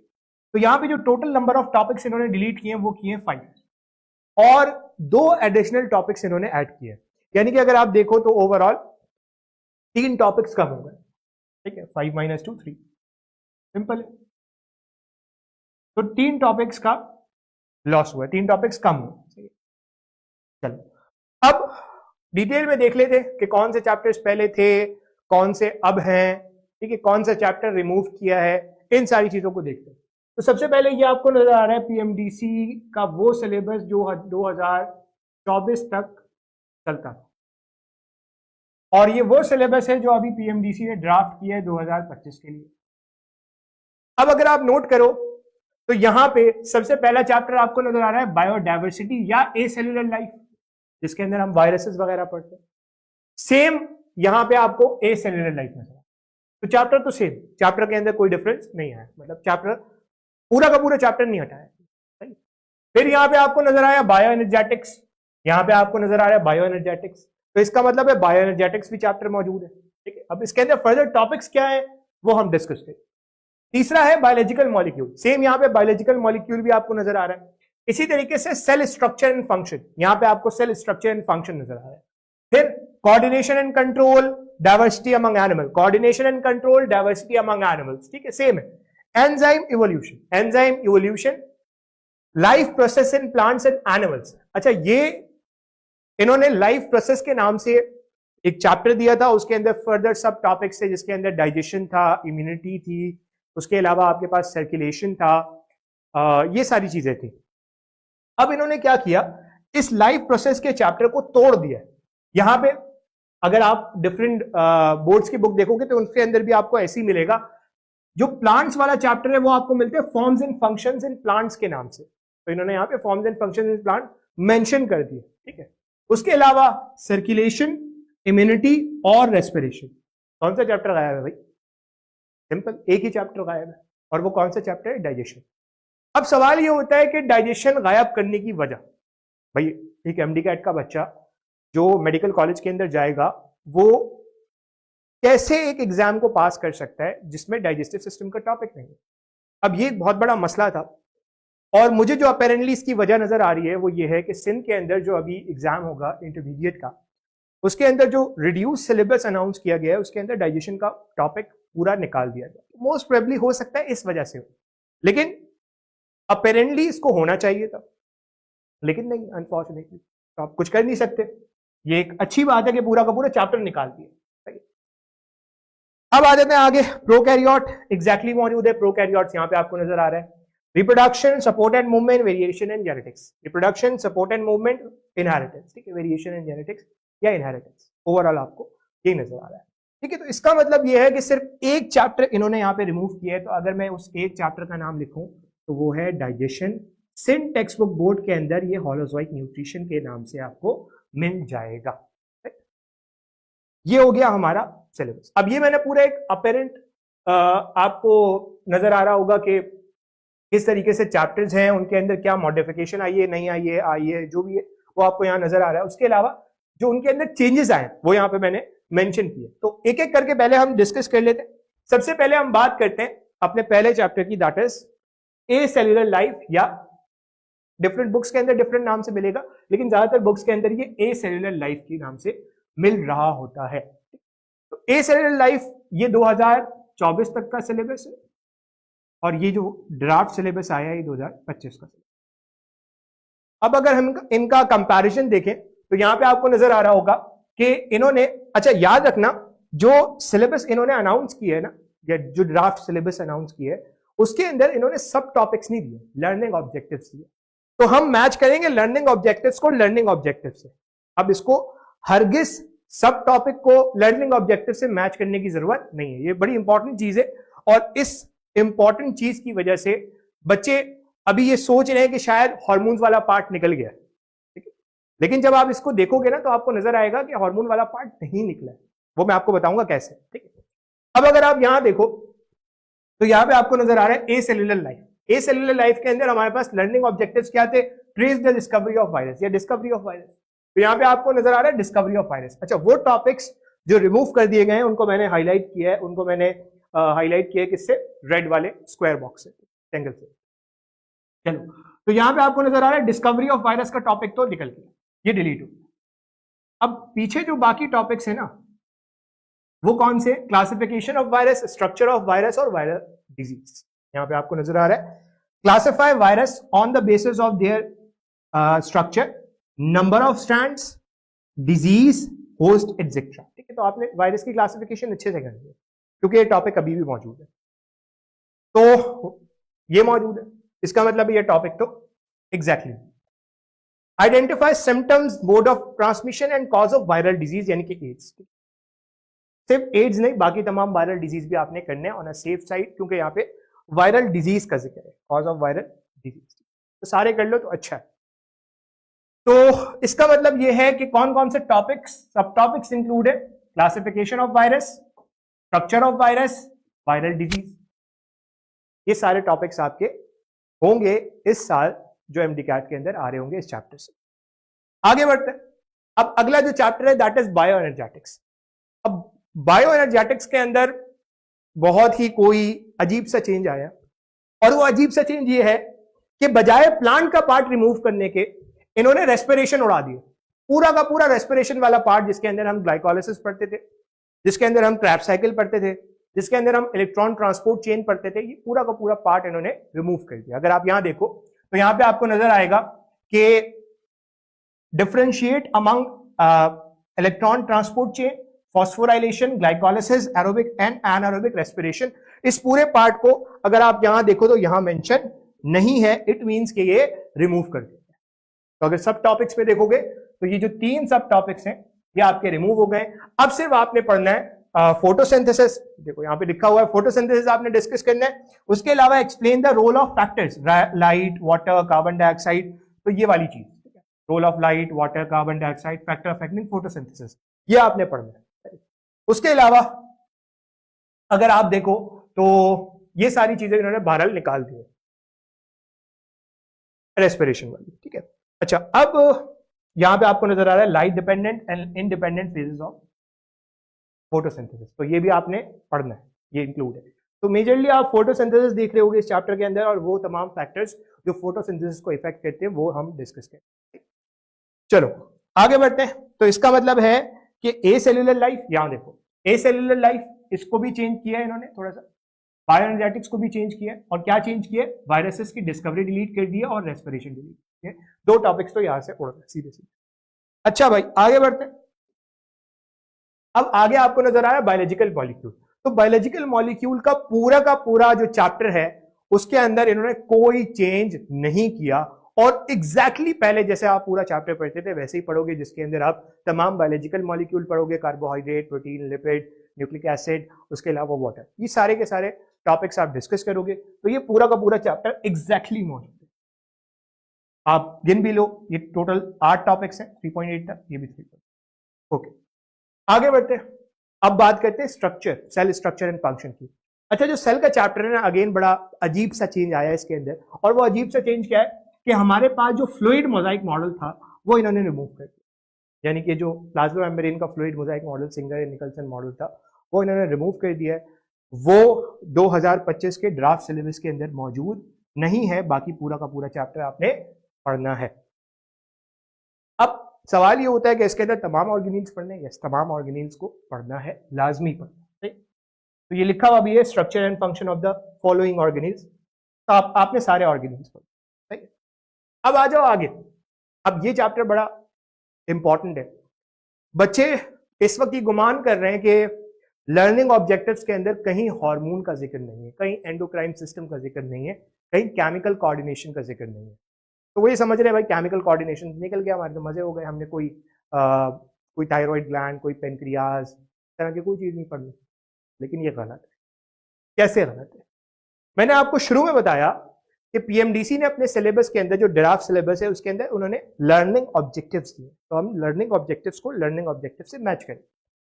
अब अगर आप यहां देखो तो आपको नजर आएगा कि ये 2024 तक का सिलेबस है और ये 2025 का ड्राफ्ट सिलेबस है।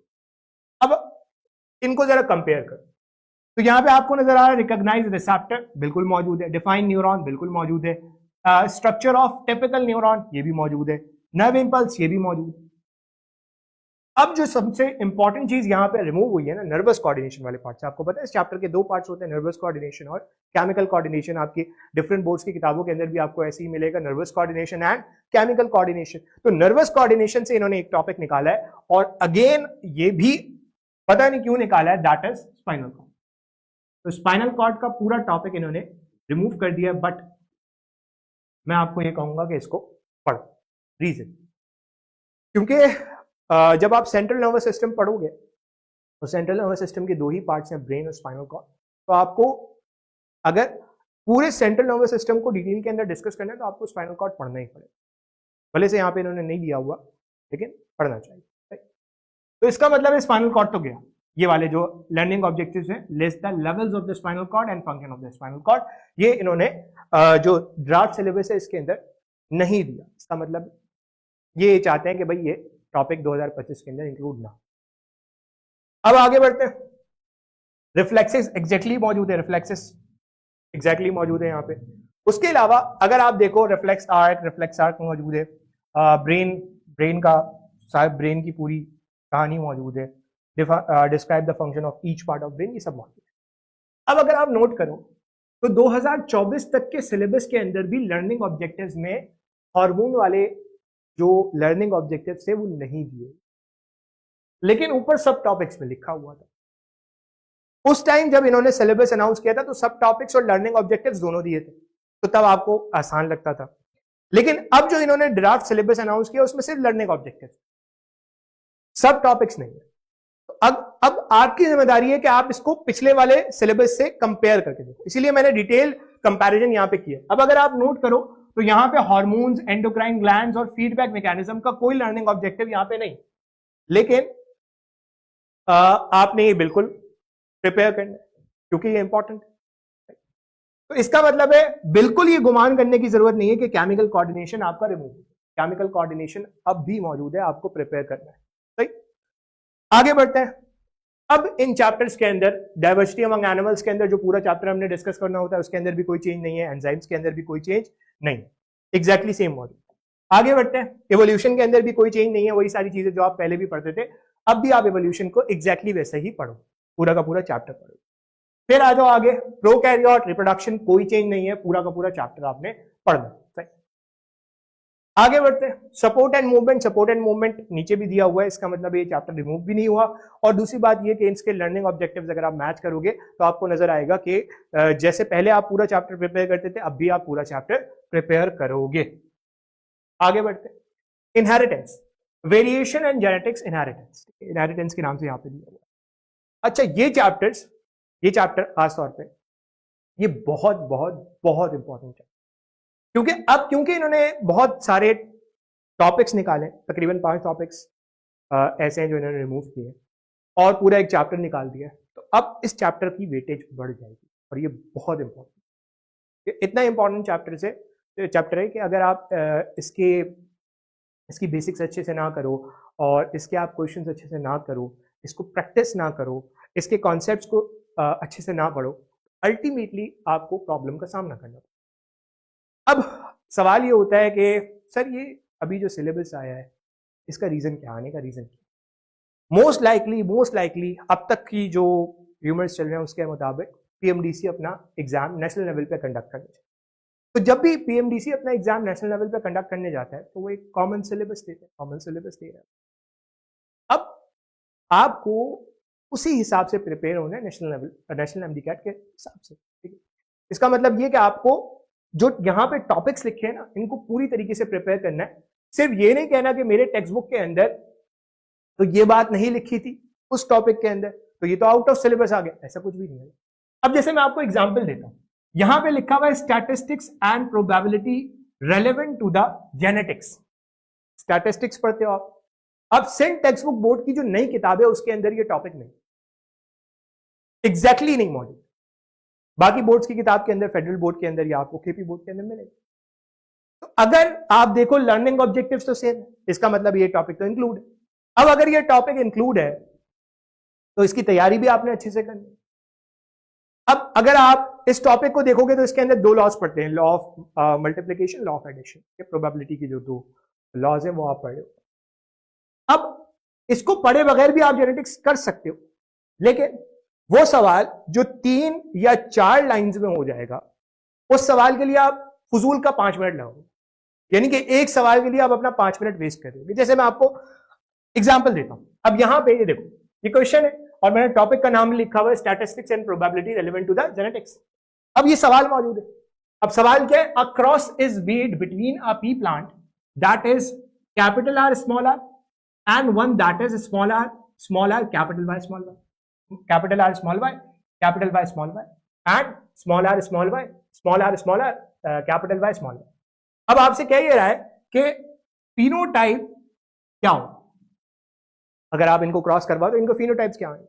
तो ये सिंपल डायहाइब्रिड क्रॉस है, पूरा एक डब्बा बनाओ, पुनेट स्क्वायर बनाओ, उसको करना शुरू हो, 5 मिनट आपका वेस्ट होगा, फजूल का वेस्ट होगा। अब अगर आप इसको अच्छे से करना चाहते हो, मेजॉरिटी बच्चों को ये कॉन्सेप्ट भी नहीं पता होता, अगर आप इसको अच्छे से करना चाहते हो तो सिंपली क्या करो, आप ये स्टैटिस्टिक्स के अंदर और प्रोबेबिलिटी रूल्स के अंदर पढ़ते हो कि भाई आप सिंपली क्या करो, राउंड, भाई ये क्या लिखा हुआ है, राउंड येलो को, कैपिटल आर स्मॉल आर का मतलब है राउंड, और कैपिटल वाई स्मॉल वाई का मतलब है येलो। राउंड येलो को क्रॉस कर दो किससे, स्मॉल आर का मतलब है रिंकल, रिंकल चीप, और कैपिटल वाई स्मॉल वाई का मतलब है अगेन येलो, तो रिंकल येलो से क्रॉस कर दो, रिंकल येलो से क्रॉस कर दो, तो ये आपने क्रॉस करना है। अब इसका एक मेथड तो मैंने आपको बताया, पनेट स्क्वायर बनाओ 5 मिनट जाएगा। अब आपके पास एमडी कैट के अंदर इतना टाइम तो है, और भाई क्यों इतनी मेहनत लगानी है जब एक चीज आराम से हो सकती है। तो आप सिंपली क्या करो, भाई ये जो सीड शेप है ना, इस सीड शेप का एक अलग क्रॉस कर लो, और जो आपका सीड कलर है इसका एक अलग क्रॉस कर लो। सिंपल। हाउ करते हैं भाई, कैपिटल आर, अच्छा देखो पनेट स्क्वायर बनाते हैं। सबसे पहले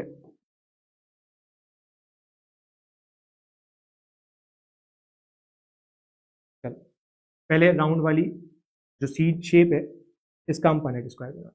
simple. Capital R, small R को आपने क्रॉस करना है किसके साथ, स्मॉल आर के साथ।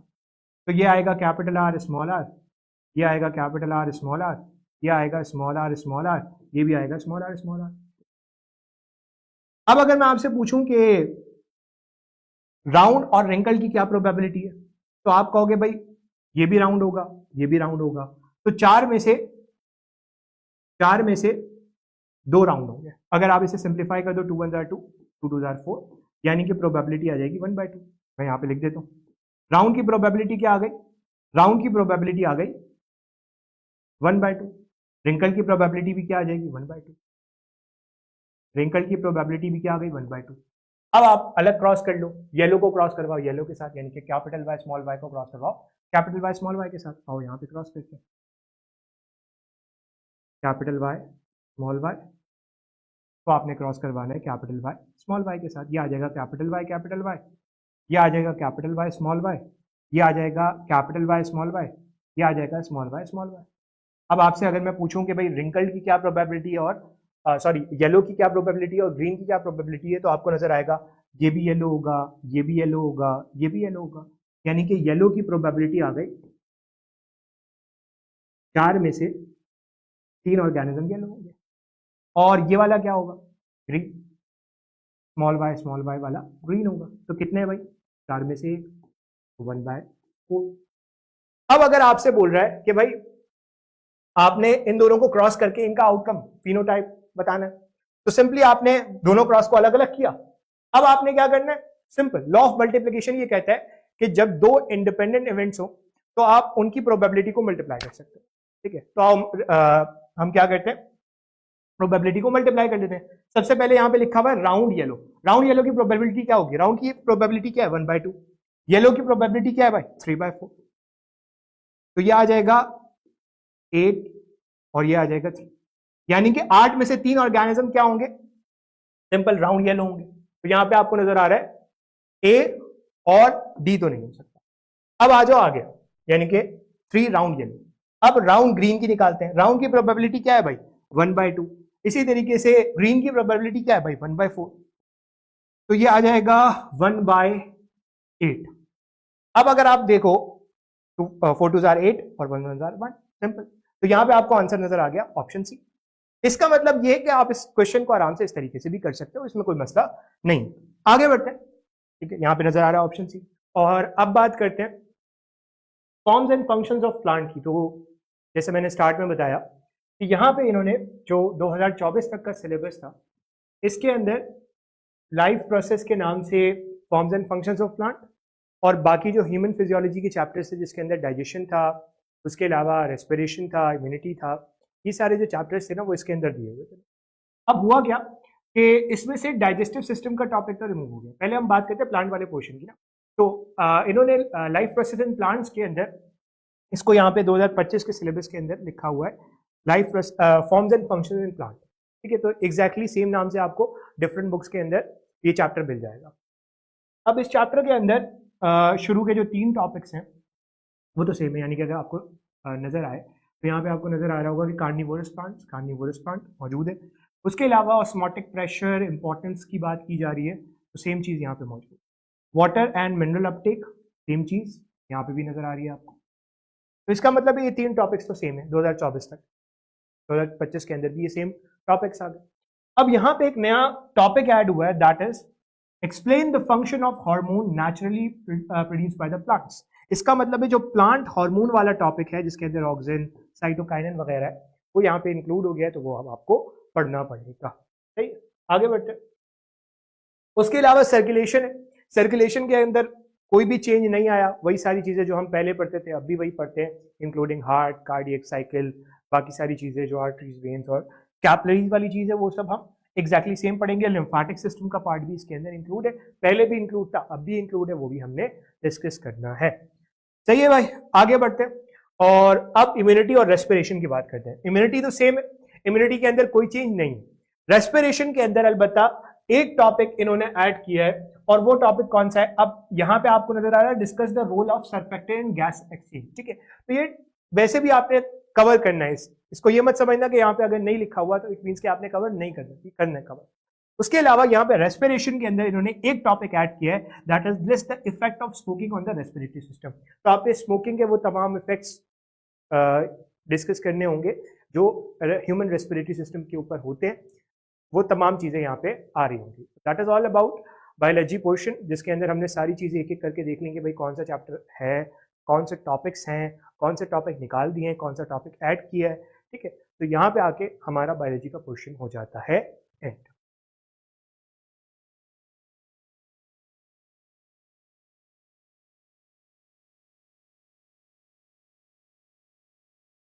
अस्सलाम वालेकुम बच्चों, क्या हाल है, कैसे हैं आप लोग? उम्मीद है खैरियत से होंगे।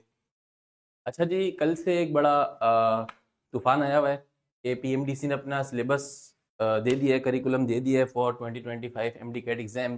तो बच्चे बहुत परेशान हैं और फेसबुक के सारे अफलातून जो हैं वो उन्होंने मज़ीद परेशान कर दिया है बच्चों को कि वही सिलेबस में ये उछाल पिछाड़ हो गई है, ये हो गया है, वो हो गया है। तो सबसे पहले तो बेटा आपको ये रमज़ान मुबारक, और बिल्कुल रमज़ान आखिरी आखिरी चल रहा है और उम्मीद है आप लोग की चीज़ें जो हैं वो अच्छी चल रही होंगी।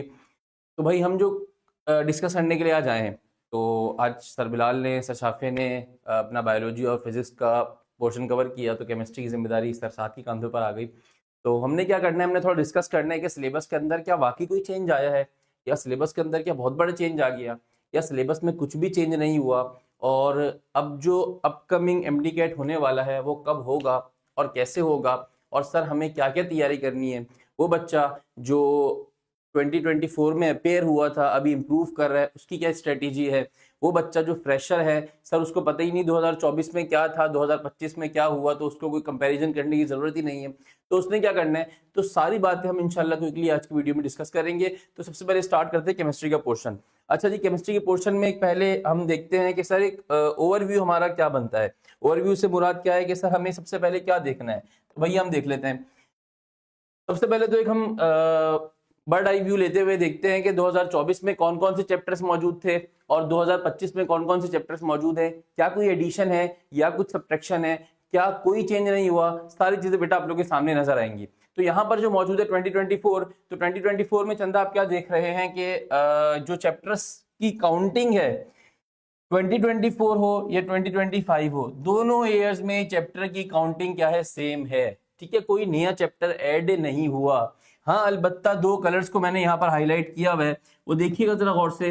एक को मैंने हाईलाइट किया हुआ है, वो है ट्रांजिशन एलिमेंट, ठीक है, और एक मैंने हाईलाइट किया हुआ है acid basis and salt unit. ये 2 चीजें मैंने हाईलाइट की हुई हैं। अच्छा, ट्रांजिशन एलिमेंट को मैंने रेड किया हुआ है, तो व्हाट डज इट मीन कि ट्रांजिशन एलिमेंट के बारे में पीएमडीसी ने खामोशी इख्तियार की है। ये एक ड्राफ्ट मॉडल है जो कि 10 अप्रैल को इंशाल्लाह फाइनलाइज होगा। हो सकता है इसमें कोई चेंजेस भी आ जाए, हो सकता है ये यही रहे, और अभी तक जो हमारा तासुर है और अभी तक हमारी जो प्रेडिक्शन है वो यही है कि जो आ गया वही रहेगा, बस उसका एक फॉर्मेट अच्छा हो जाएगा जिस फॉर्मेट पे 2024 पे था। अभी एक ऐसी ड्राफ्ट मूड में इन्होंने दिया है, तो उम्मीद यही की जा रही है कि यही फाइनलाइज है, इसमें कोई ऐसा चेंजिंग नहीं आएगी। तो इसके अंदर ट्रांजिशन एलिमेंट में पीएमडीसी ने खामोशी इख्तियार की है, उसका ब्लैंक बना के छोड़ दिया, और भाई एसिड बेसिस एंड सॉल्ट्स का जो यूनिट है उसके कुछ टॉपिक्स को लाकर केमिकल इक्विलिब्रियम के साथ जोड़ दिया।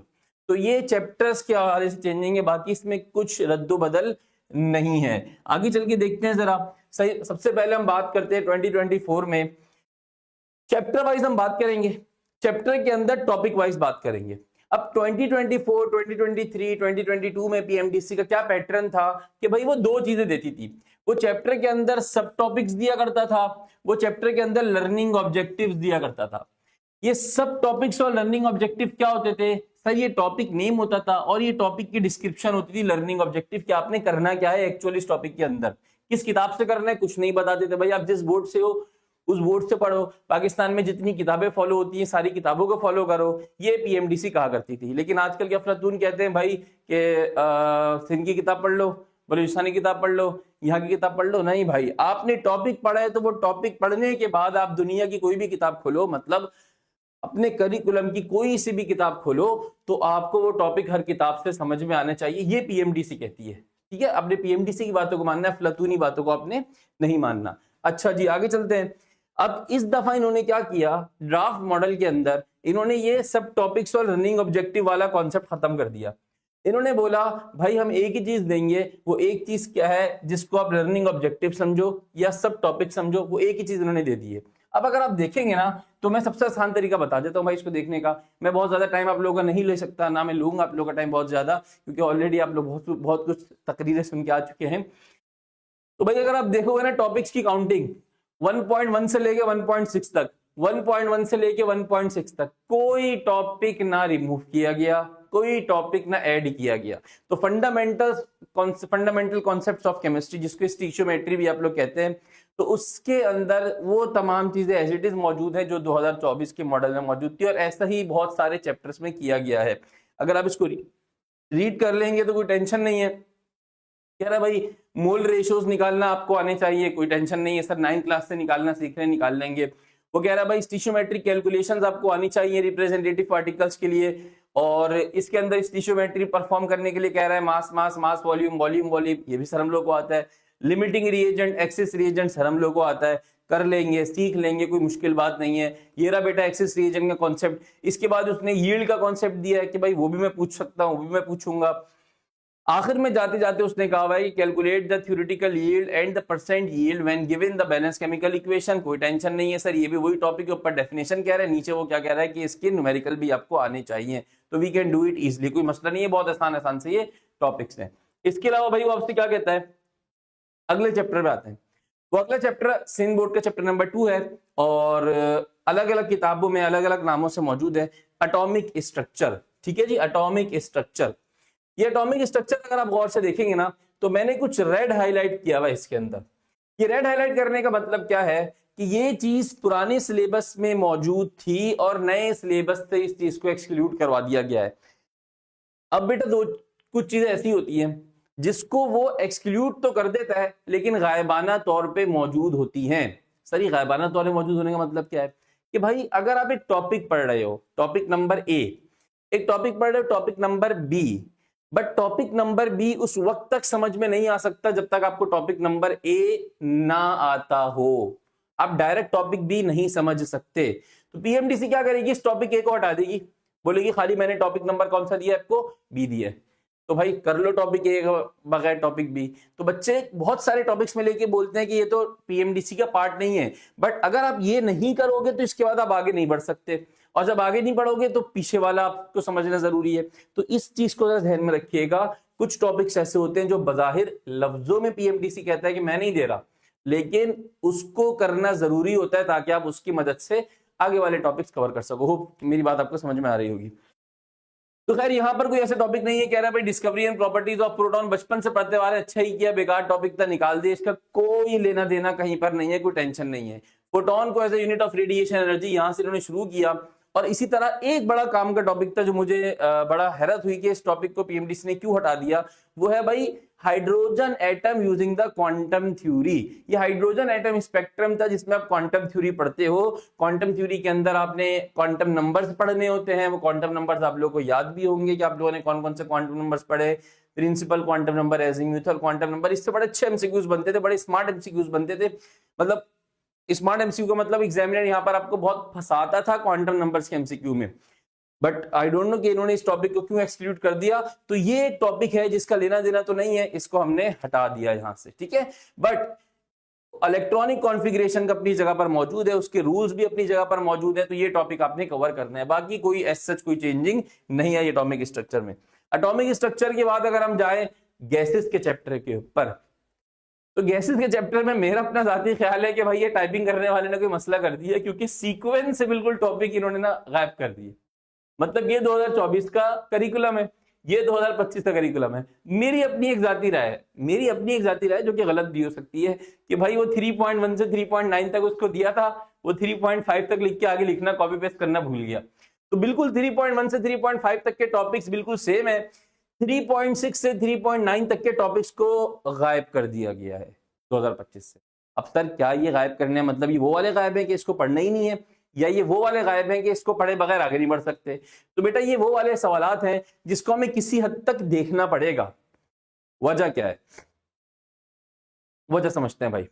वजह सीधी सी है कि उसने एक स्टीशियोमेट्री का न्यूमेरिकल दिया, उसने एक न्यूमेरिकल दिया। मैं सवाल यहाँ पे लिख रहा था, लेकिन मैंने कहा सवाल लिखूंगा काफी लंबी हो जाएगी। तो उसने एक न्यूमेरिकल दिया स्टीशियोमेट्री का।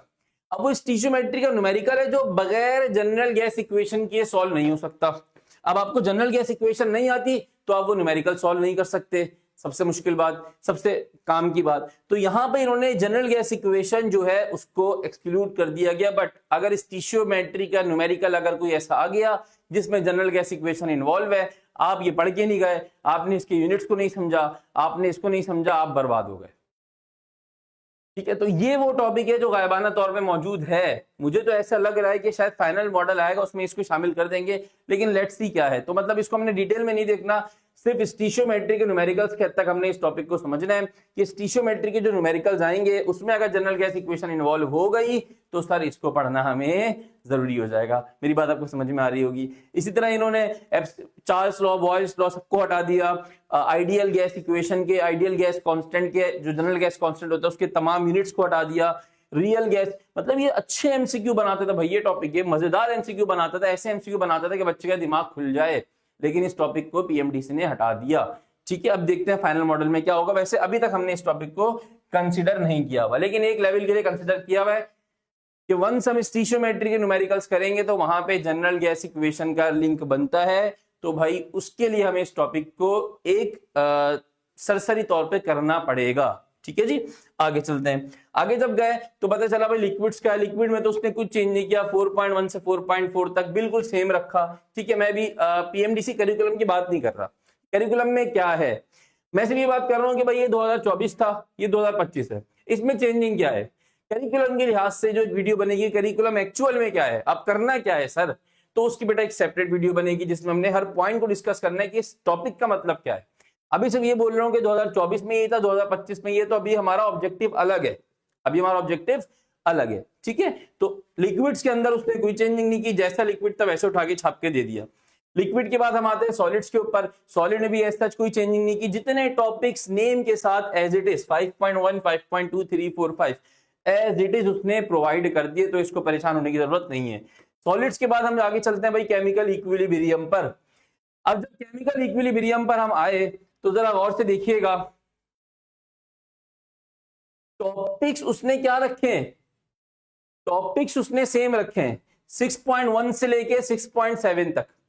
बस यहां पर इसको बोला हुआ था कि केमिकल इक्विलिब्रियम है, यहां पर एक बच्चे को परेशान करने के लिए बोल दिया कि केमिकल इक्विलिब्रियम है, साथ साथ इसमें एसिड बेस और सॉल्ट के यूनिट के दो टॉपिक लिए हैं जो 6.7 और 6.6 हैं।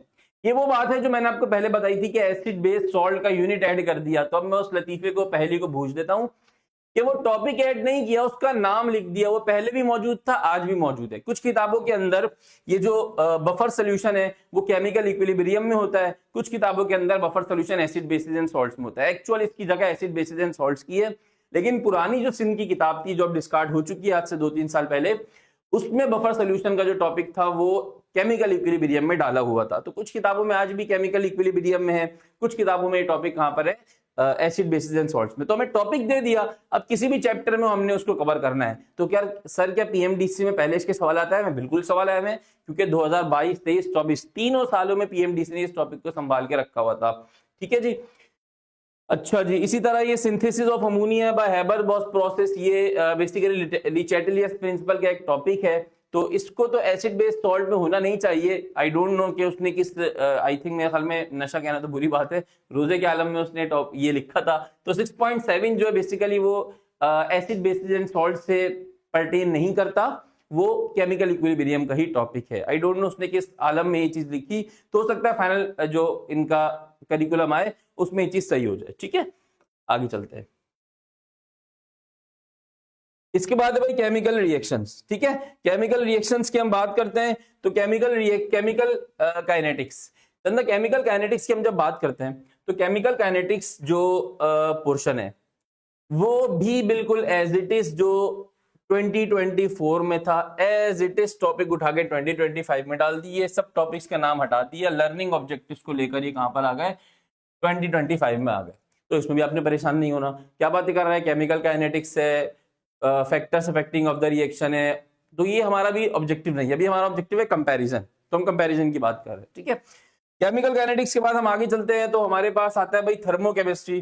थर्मोकेमिस्ट्री अगेन नाम चेंज कर दिया, पहले उसका नाम था थर्मोकेमिस्ट्री, बल्कि इनफैक्ट नाम भी सेम रखा है, I am sorry, thermochemistry and energetics of chemical reaction. किसी एक करिकुलम में इसका नाम था, शायद 2023 था, वो सिर्फ थर्मोकेमिस्ट्री नाम था इसका, सिर्फ थर्मोकेमिस्ट्री। ठीक है, तो thermochemistry and energetics of chemical reaction, total 7 topics उसने प्रोवाइड किए थे हमें लर्निंग ऑब्जेक्टिव्स में।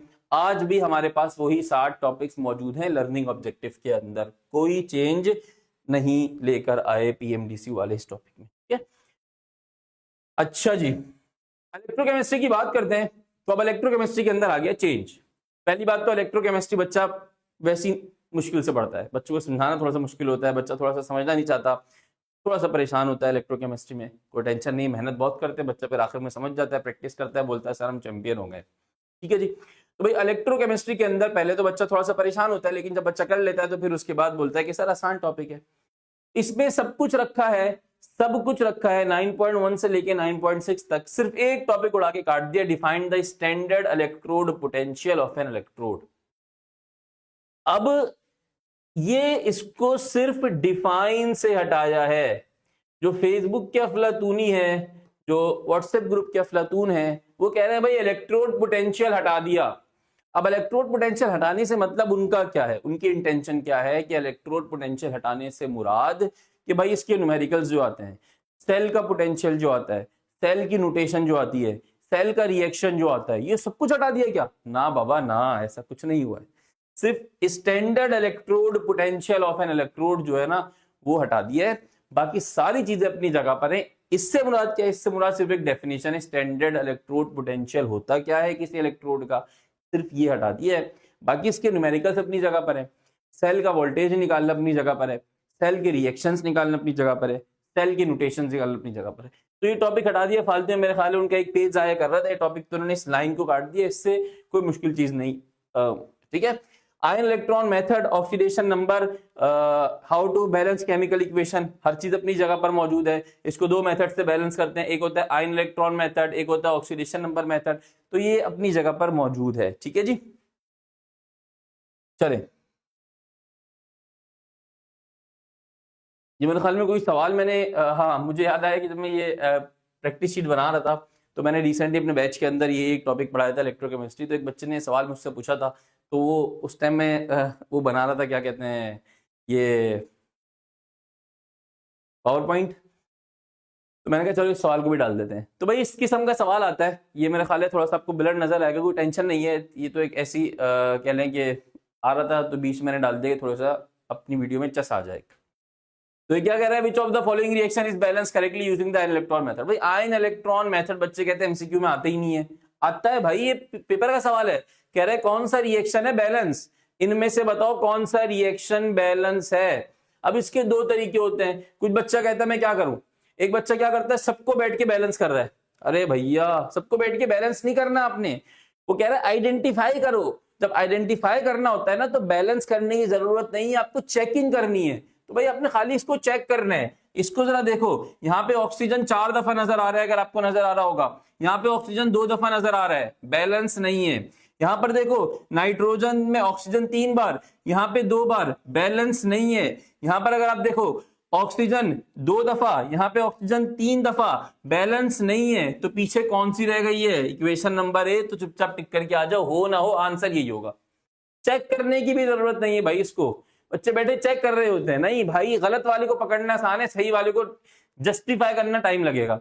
अब जिस बच्चे को दिल चाहे वो इस इक्वेशन को पकड़े, चेक कर ले, यहाँ मुझे दिख ही नजर आ रही है बैलेंस है वो, तो आपने इस तरीके से सवाल को हिट करना है, ना कि आप बैठ के इक्वेशन की बैलेंसिंग कर रहे हो। बैलेंसिंग नहीं करनी, आपने सवाल को हिट कैसे करना है, आपने मेरा बेटा सवाल को हिट ऐसे करना है कि आपने पकड़ना है कि कौन सी इक्वेशन नॉन बैलेंस है, वो तो आपको फटाफट नजर आ जाएगी, उसको आपने काट दिया। एक चीज टेंशन होगी, अगर डी की जगह नन ऑफ देम ऑप्शन देता, वो नन ऑफ देम ऑप्शन देता ना, तो फिर आपको इक्वेशन नंबर ए को भी चेक करना होता, हो सकता है ये भी बैलेंस ना हो, लेकिन अभी तो कोई ऑप्शन ही नहीं है ना। अगर ये गलत सवाल हुआ ना, गलत सवाल हुआ, तब भी बेस्ट पॉसिबल आंसर यही होगा, इस पे आपको नंबर मिल जाएंगे, क्लियर है बात को। लेकिन नन ऑफ देम अगर हुआ तो फिर आपको सारी इक्वेशंस चेक करनी पड़ेंगी। तो इस किस्म के एक सवाल बच्चे ने मुझसे पूछा था, मैंने इसको यहाँ पे घुसेड़ दिया। तो भाई यहाँ पे 11 हमारी खत्म हो गई है। 11 के बाद हम चलते हैं 12 की तरफ, बल्कि नहीं, एक केमिकल बॉन्डिंग का topic, chemical bonding theories of, ये टॉपिक जो है ये केमिकल बॉन्डिंग का, ये किस नाम से है किताबों के अंदर, थ्योरीज ऑफ कोवेलेंट बॉन्ड के नाम से मौजूद है।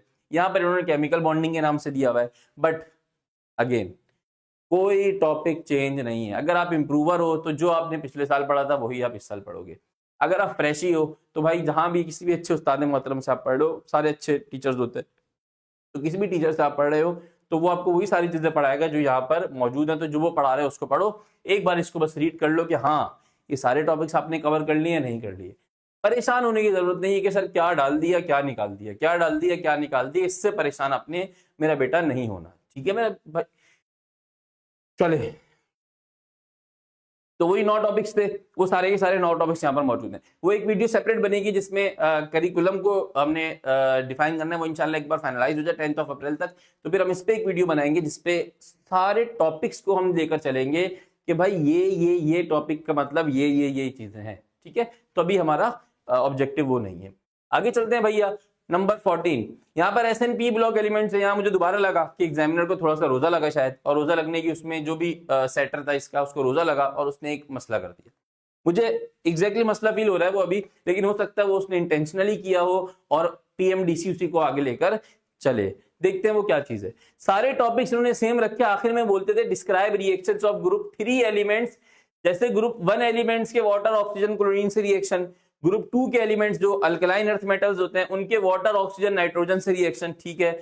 इसी तरह ग्रुप 3 एलिमेंट्स के भी वाटर ऑक्सीजन और क्लोरीन से रिएक्शन उन्होंने कहे थे, वो इन्होंने हटा दिया और एक नया टॉपिक ऐड कर दिया, describe the reactions of group 4 elements. मुझे ऐसा फील हुआ कि ये अनइंटेंशनली हुआ है, गलती से हुआ है, इसी चीज को कॉपी करते हुए उसने यहाँ पर ग्रुप 4 कर दिया। I don't know what happened, हुआ क्या है एक्चुअल, तो जब फाइनल आएगा तो हम उस पर फैसला कर सकेंगे। लेकिन चाहे 11.5 ये वाला हो, ग्रुप 3 के रिएक्शंस हो या ग्रुप 4 के रिएक्शंस हो, टेंशन दोनों की नहीं है, दोनों ही इंतहाई आसान है। 4 रिएक्शंस है, आसानी से बच्चा कर लेता है और इतना कोई ऐसा पेपर में उसका नंबर का भी मार्जिन नहीं होता, ठीक है। तो ये हो या ये हो, दोनों चीजें क्या है, आसान है, मसला कुछ नहीं है, दोनों ही करने हैं। तो या तो आप ये कर लो या आप ये कर लो, दोनों आसान है, ठीक है। तो ये एक चेंजिंग आई है किसके अंदर, SNP ब्लॉक एलिमेंट्स के अंदर। इसके बाद चलते हैं भाई ट्रांजिशन एलिमेंट के बारे में। जब देखा गया तो ट्रांजिशन एलिमेंट पहले क्या मौजूद था, पहले साथ जनरल कैरेक्टरिस्टिक्स मौजूद थी इसकी, इसके साथ इलेक्ट्रॉनिक स्ट्रक्चर्स थे जो डी ब्लॉक एलिमेंट्स के होते हैं। लेकिन 2025 में PMDC ने इस मामले में खामोशी इख्तियार की, सिर्फ नाम लिख के आगे छोड़ दिया ब्लैंक। तो अभी तक हमने इससे ही जस्टिफाई किया कि ट्रांजिशन एलिमेंट को निकाल दिया गया है PMDC के सिलेबस से। वंस फाइनल मॉडल आ जाएगा, फाइनल वर्जन आ जाएगा, तो फिर हम इसको डिसाइड कर लेंगे क्या करना है, ठीक है। ऑर्गेनिक केमिस्ट्री की तरफ मूव करते हैं। अच्छा जी, ये पहले यहाँ से आ गया। अच्छा, ये पता हो क्या रहता है, बंदा काम कर रहा होता है ना, बच्चे बेचारे अच्छे मासूम बच्चे जो हमारे बैच में इनरोल होते हैं वो सवाल पूछ रहे होते हैं, तो बहुत सारे सवाल आते हैं। तो एक सवाल मुझे और अच्छा लगा जो बच्चे ने पूछा था, उसी टाइम में ये काम कर रहा था, सवाल बच्चे का आया था कि what type of an alkyl group is an isobutyl group. Normally अच्छा ही सवाल मैंने ऐसे यहाँ क्यों डाला, आइसोब्यूटाइल से ना बच्चों को आइसो का मतलब अक्सर उस दादा ने मोहतरम सेकेंडरी सिखा देते हैं। तो भाई जहां पर आपको आइसो नजर आए उसका मतलब होता है सेकेंडरी, ये बच्चों का कॉन्सेप्ट बर्बाद हो जाता है। ऐसे नहीं करना आपने, आइसोब्यूटाइल को आपने सेकेंडरी नहीं कहना डायरेक्टली, नॉर्मली सेकेंडरी होता है। बट ये आइसोब्यूटाइल की बात कर रहे हैं ना, तो इसको जरा बनाकर आपने देखना है ये है क्या, आइसोब्यूटाइल अल्काइल ग्रुप है क्या। तो भाई आइसोब्यूटाइल से मुराद क्या होता है, बहुत आसान सी चीज है। आइसो का मतलब ये होता है CH पे 2CH3 लग जाए, CH पे 2CH3 लग जाए, इसका मतलब होता है आइसो। इसके अलावा कोई दूसरी डेफिनेशन नहीं होती। लेकिन CH पे 2CH3, अब सर C पे 2CH3 लगे हुए हैं, CH2 पे 2CH3 लगे हुए हैं, मेरे ऊपर 2CH3 लगे हुए हैं, नहीं, CH पे 2CH3 लगे होंगे, इसका मतलब होगा आइसो। ठीक है, इसका मतलब क्या होगा, आइसो। अब ये क्या है, ब्यूटाइल। ब्यूटाइल का मतलब कितने कार्बन होते हैं, 4 कार्बन, 3 कार्बन तो ये रे, चौथा कार्बन यहां पर आएगा, और ये चौथा कार्बन किसी भी ग्रुप से लगा हुआ होगा। अब ये ग्रुप अल्काइल हैलोजन भी हो सकता है, ये OH भी हो सकता है, ये नाइट्रो भी हो सकता है, कुछ भी हो सकता है ना ये, ठीक है, ये ग्रुप कुछ भी हो सकता है। तो इसकी क्लास जो होगी वो प्राइमरी होगी, सेकेंडरी होगी या टर्शरी होगी, ये बेटा समझिएगा।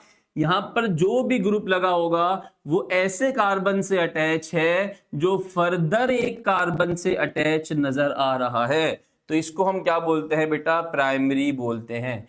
तो बच्चे आइसो को देख के अंधाधुंध सेकेंडरी पे लगा देते हैं, आप में से बहुत सारों ने लगाया होगा, लेकिन पहले आइसो को समझें कौन सा आइसो है। आइसो ब्यूटाइल है तो पहले आपने बनाया कैसे, वो CH पे 2CH3। आइसो डेकाइल भी अगर बोलेगा ना, आइसो डेकाइल, तो CH पे 2CH3 लगाने आपने, लगा दिए CH पे 2CH3। CH पे 2CH3 लगाने के बाद यहां पर आप 7 कार्बन लगा देंगे ना, तो ये आइसो डेकाइल बन जाएगा। ठीक है, और इसकी स्टेट आपको बतानी है, तो मेरा बेटा इसकी स्टेट क्या होगी, ये प्राइमरी होगा, क्योंकि यहां पर जो भी ग्रुप लगेगा वो ऐसे कार्बन से अटैच है जो फर्दर एक कार्बन से अटैच है, तो चंदा ये क्या कहलाएगा, प्राइमरी कहलाएगा। ठीक है, चले, ये एक सवाल हो गया था। तो इस तरह के कॉन्सेप्ट होते हैं, बच्चा जरा सीख रहा होता है ना, तो उसको पता चलता है कि there is a difference between aptitude test, competitive test और उसके इंटरमीडिएट। इनमें कुछ ना कुछ तो डिफरेंस रखा है ना, तभी तो इसलिए बेटा इसमें एक जंग लगी हुई है, एक रेस लगी हुई है कि एप्टीट्यूड क्लियर करना है, इंटर का कोई मसला नहीं है। आगे मूव करते हैं भाई, classification fundamental principles of organic chemistry. कोई चेंज नहीं है, सारी चीजें वैसे ही हैं, उठा के कॉपी पेस्ट कर दिया है, तो आपने भी कोई परेशान नहीं होना।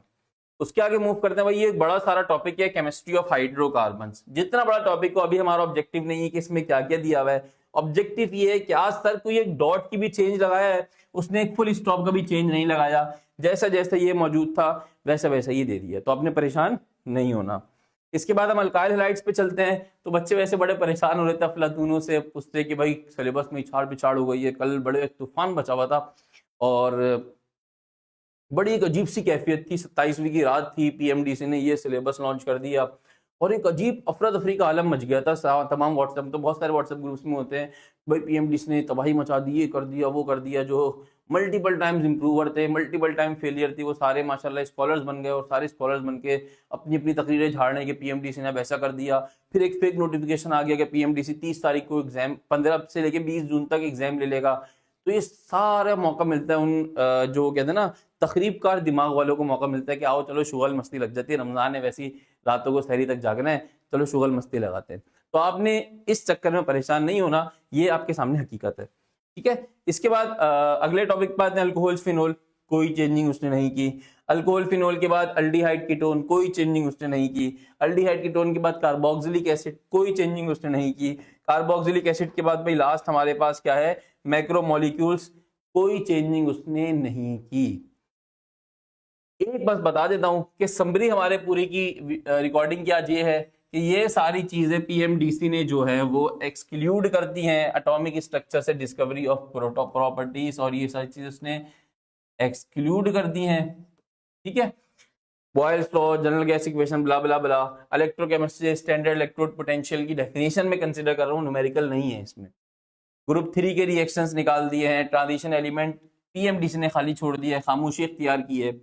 और ये जो एक टॉपिक है ग्रुप 4 के रिएक्शन, सिर्फ ये एक वाहिद टॉपिक है जो PMDC ने क्या किया है बेटे, ऐड किया है। तो होपफुली आप लोगों को मजा आया होगा, समझ में आया होगा। अब आप लोगों के दिमाग के तमाम जरासीम दूर हो गए होंगे, अब आप लोगों की परेशानी क्या हो गई होगी, दूर हो गई होगी। तो इसी तरह एंजॉय करते रहिए, पढ़ते रहिए। अब देखो मेरे बच्चे, हमारे पास MD कैट की प्रिपरेशन के लिए एक नया बैच स्टार्ट हो रहा है जिसमें यही सारी फैकल्टीज जिन्होंने आपको अभी सिलेबस के हवाले से गाइड किया था, आपको टॉपिक वाइज पढ़ाते हुए जाएंगे। जो बैच के फीचर्स हैं वो मैं आपको लाइन बाय लाइन पढ़ता हुआ जा रहा हूं, समझाता हुआ जा रहा हूं। मेरा बेटा आपका जो कंप्लीट कोर्स है वो लाइव क्लासेस में पढ़ाया जाएगा। कंप्लीट कोर्स हमारा लाइव क्लासेस में कवर होगा, ठीक है। सबकी लाइव क्लासेस है, physics, chemistry, bio, English, logical reasoning, सबकी लाइव क्लासेस है। इसके अलावा मेरे बच्चे, अगर आप किसी रिमोट एरिया से हो या आप किसी और मसरूफियत की वजह से, क्या मसरूफियत हो सकती है, आप कहीं गए हुए थे, आपका कोई और कोचिंग चल रहा था, कोई और एकेडमी थी आपकी, किसी भी मसरूफियत की वजह से आप लाइव क्लास अटेंड नहीं कर सके, तो आपको उसकी रिकॉर्डिंग मिलती है, ठीक है। सबकी रिकॉर्डिंग शामिल है, physics, chemistry, bio, English, LR. इसी तरह से मेरा बेटा जो कुछ आपको क्लास टीचर क्लास में पढ़ाएगा उसके जो क्लास नोट्स हैं वो भी आपको पीडीएफ फॉर्म में मिलेंगे।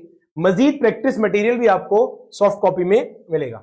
टॉपिकल क्वेश्चन मेरे बच्चे हमारे एंड पे कराए जाते हैं। ये जो आपको जितने भी टीचर्स अभी बता के गए हैं ना, आपको जो इनका इतना हाथ साफ नजर आ रहा है पास पेपर्स के ऊपर, उसकी रीजन ये है कि हम लोग पढ़ाते इसी तरह से हैं कि हर टॉपिक के साथ उसके पास पेपर्स और प्रैक्टिस क्वेश्चन साथ में करा रहे होते हैं। साथ मेरा बेटा जब एक चैप्टर एंड हो जाता है तो end of chapter practice problem sheet दी जाती है, फिर वो चाहे बायो की हो, केमिस्ट्री की हो या फिजिक्स की हो। इंग्लिश के अंदर भी हर टॉपिक के साथ मिलती है, एलआर के अंदर भी मिलती है। सिमिलरली मेरे बच्चे, अगर आपको कोई डाउट है तो आप ड्यूरिंग लाइव क्लास चैट के अंदर भी पूछ सकते हो, जो चैट की विंडो होती है उसमें पूछ सकते हो। इसके अलावा हमारे पास डाउट ग्रुप्स बने हुए होते हैं जिसमें डाउट फैकल्टीज अवेलेबल होती हैं, डाउट टीचर्स अवेलेबल होते हैं जो आपकी क्वेरीज का आंसर करते हैं। आपके जहन में कोई मसला आ रहा है, कोई सवाल आ रहा है, किसी क्वेश्चन का जवाब मैच नहीं कर रहा, तो आप यहां पे पूछ सकते हो। मल्टीपल रिविजन से क्या मुराद है? देखो मेरे बच्चे, हमारे पास ये जो बैच शुरू हो रहा है, ये मैंने मेरा ख्याल अगली स्लाइड में डाला हुआ है। ये बैच हमारे पास शुरू हो रहा है 3 या 4 अप्रैल से, 4 अप्रैल को, ठीक है। 4 अप्रैल को ये बैच शुरू हो रहा है। 4 अप्रैल से लेके आपके पास जो मई 21 होगा, इस वक्त तक हमारे पास एक बार कोर्स मुकम्मल हो जाएगा। कोर्स वन टाइम हो जाएगा। 2 महीने में ये कोर्स हमारा एक बार मुकम्मल हो जाएगा। फिर जून और जुलाई में, जून 1 से लेकर जुलाई 30 तक में ये हमारा जो कोर्स है ये दूसरी बार हो जाएगा। फिर ये कोर्स को आपने 2 बार क्यों रखा है? रीजन है, अक्सर फ्रेशी जो बच्चे हैं उनका 4 अप्रैल से 21 मई के दरमियान में बोर्ड के पेपर चल रहे होंगे। ऐसे ही चल रहे होंगे, इनके बोर्ड के पेपर चल रहे होंगे। जो ए लेवल्स वाले उनके मई जून में चलेंगे, तो दोनों का बताता हूं अभी। बोर्ड के पेपर चल रहे होंगे तो फ्रेशी जो है, हो सकता है वो पहली दफा वाला कोर्स ना पढ़ सके, वो दूसरी दफा वाले में पढ़ लेंगे। लेकिन आप ही के साथ में बहुत सारे बच्चे ऐसे हैं जो कि इंप्रूवर है। जो इंप्रूवर है तो उनको तो इससे कोई सरोकार नहीं है, क्योंकि वो तो एमडी कैट इंप्रूव कर रहे हैं, बोर्ड की तो उनकी परसेंटेज सफिशिएंट है, तो वो पहली दफा भी कोर्स पढ़े, दूसरी दफा भी कोर्स पढ़े। इससे क्या होगा? मल्टीपल रिवीजन से आपके कॉन्सेप्ट इनहेंस होंगे, आपको चीजें बेहतर याद रहेंगी। ज्यादा टेस्ट अटेम्प्ट करने से आपकी चीजों पे ग्रिप स्ट्रांग होगी और आपका कॉन्फिडेंस क्या होगा? बूस्टअप होगा। तो ये आपके पास 2 चीजें। तीसरा एक और फायदा इसके अंदर, आपके पास ये मई के एंड में आपके पास एनईडी यूनिवर्सिटी का भी एक राउंड आ रहा है, मेहरान का भी राउंड आ रहा है, नस्ट का भी पेपर आएगा जिसमें मेडिकल वालों की सीटें होती हैं। मैंने एनईडी की गाइडलाइन में भी बताई थी ये बात आपको, तो आप यहां पर भी अप्लाई कर सकते हो। इसका फायदा क्या है कि एमडी कैट तो एमडी कैट, साथ में आपकी एनईडी यूनिवर्सिटी की भी सीट क्या हो जाएगी? सिक्योर हो जाएगी, या मेहरान और नस्ट की सीट भी क्या हो जाएगी? सिक्योर हो जाएगी। ये भी एक फायदा है इसके अंदर, मल्टीपल रिविजन के अंदर। और क्या है? ऑल द प्रीवियस रिकॉर्डिंग्स, जो हमारा सेशन 2024 था उसकी भी सारी रिकॉर्डिंग आपको मिलेगी। जितना भी टीचर पढ़ाएगा वो नेशनल एमडी कैट को लेके पढ़ाएगा, सारे प्रोविंसेस की किताबों को मिला के पढ़ाएगा। आप तसल्ली से देखोगे कि कोई भी आपकी प्रोविंस की किताब रहेगी नहीं उसके अंदर। इसके अलावा क्या होते हैं? बाई वीकली टेस्ट होते हैं, हर दूसरे हफ्ते में टेस्ट होता है। इस टेस्ट का आपको रिजल्ट भी मिलता है, इस टेस्ट का आपको सोल्यूशन भी मिलता है। सोल्यूशन रिटन भी होता है और सोल्यूशन वीडियो की फॉर्म में भी होता है, ताकि आप अपने आप को इवेल्युएट करो गलतियों को। इसके अलावा ग्रैंड टेस्ट होंगे, जब एक बार सिलेबस मुकम्मल हो जाएगा तो हम क्या करेंगे? ग्रैंड टेस्ट ले होंगे। इसी तरह से मेरा बेटा आपके पास एमडी कैट का जो पैटर्न है उसके आपके फुल लेंथ पेपर होंगे, 4, 5, 6 फुल लेंथ पेपर होंगे, ताकि आप अपने आप को क्या कर सको? मजीद इवेल्युएट कर सको। ये सारी चीजें थी। अब मेरे बच्चे, ये वही सेम फैकल्टी है जिसने पिछले साल जो एमडी कैट रिकंडक्ट के नारे लग रहे थे फेडरल के अंदर और सिम के अंदर, उसके लिए यूट्यूब पे एक फ्री ऑफ कॉस्ट कोर्स निकाला था। ये वही सेम फैकल्टी है, आप जाके क्वालिटी वहां पे चेक कर सकते हो। सिमिलरली मेरे बच्चे, इस पूरे बैच की जो फीस है, स्टार्ट हो रहा है इससे पूरे बैच की जो फीस है ना मेरे बच्चे, वो 7,000 रुपए ध्यान में रखना ना, जिसमें ये सारे फीचर शामिल हैं जो आपको यहाँ पे बताए गए। और ये जो फीस है ना, this fees is one time, ये वन टाइम पेमेंट है, ये हर साल या हर महीने या हर हफ्ते पे नहीं करनी, ये वन टाइम पेमेंट है। और ये आपके पास रिकॉर्डिंग का एक्सेस रहेगा जब तक के एमडी कैट ना कंडक्ट हो जाए, तब तक ये एक्सेस रहेगा आपके पास, ठीक है। आपके पास जो अकाउंट डिटेल्स हैं वो यहाँ पे आपको दी हुई है, आप चेक कर सकते हो। ये नंबर है, इस नंबर पे आप ये कर सकते हो। सिमिलरली ये एक नंबर है, इसके ऊपर आप कर सकते हो, बैंक दिया हुआ है। ये नंबर है, इस पे आप कर सकते हो।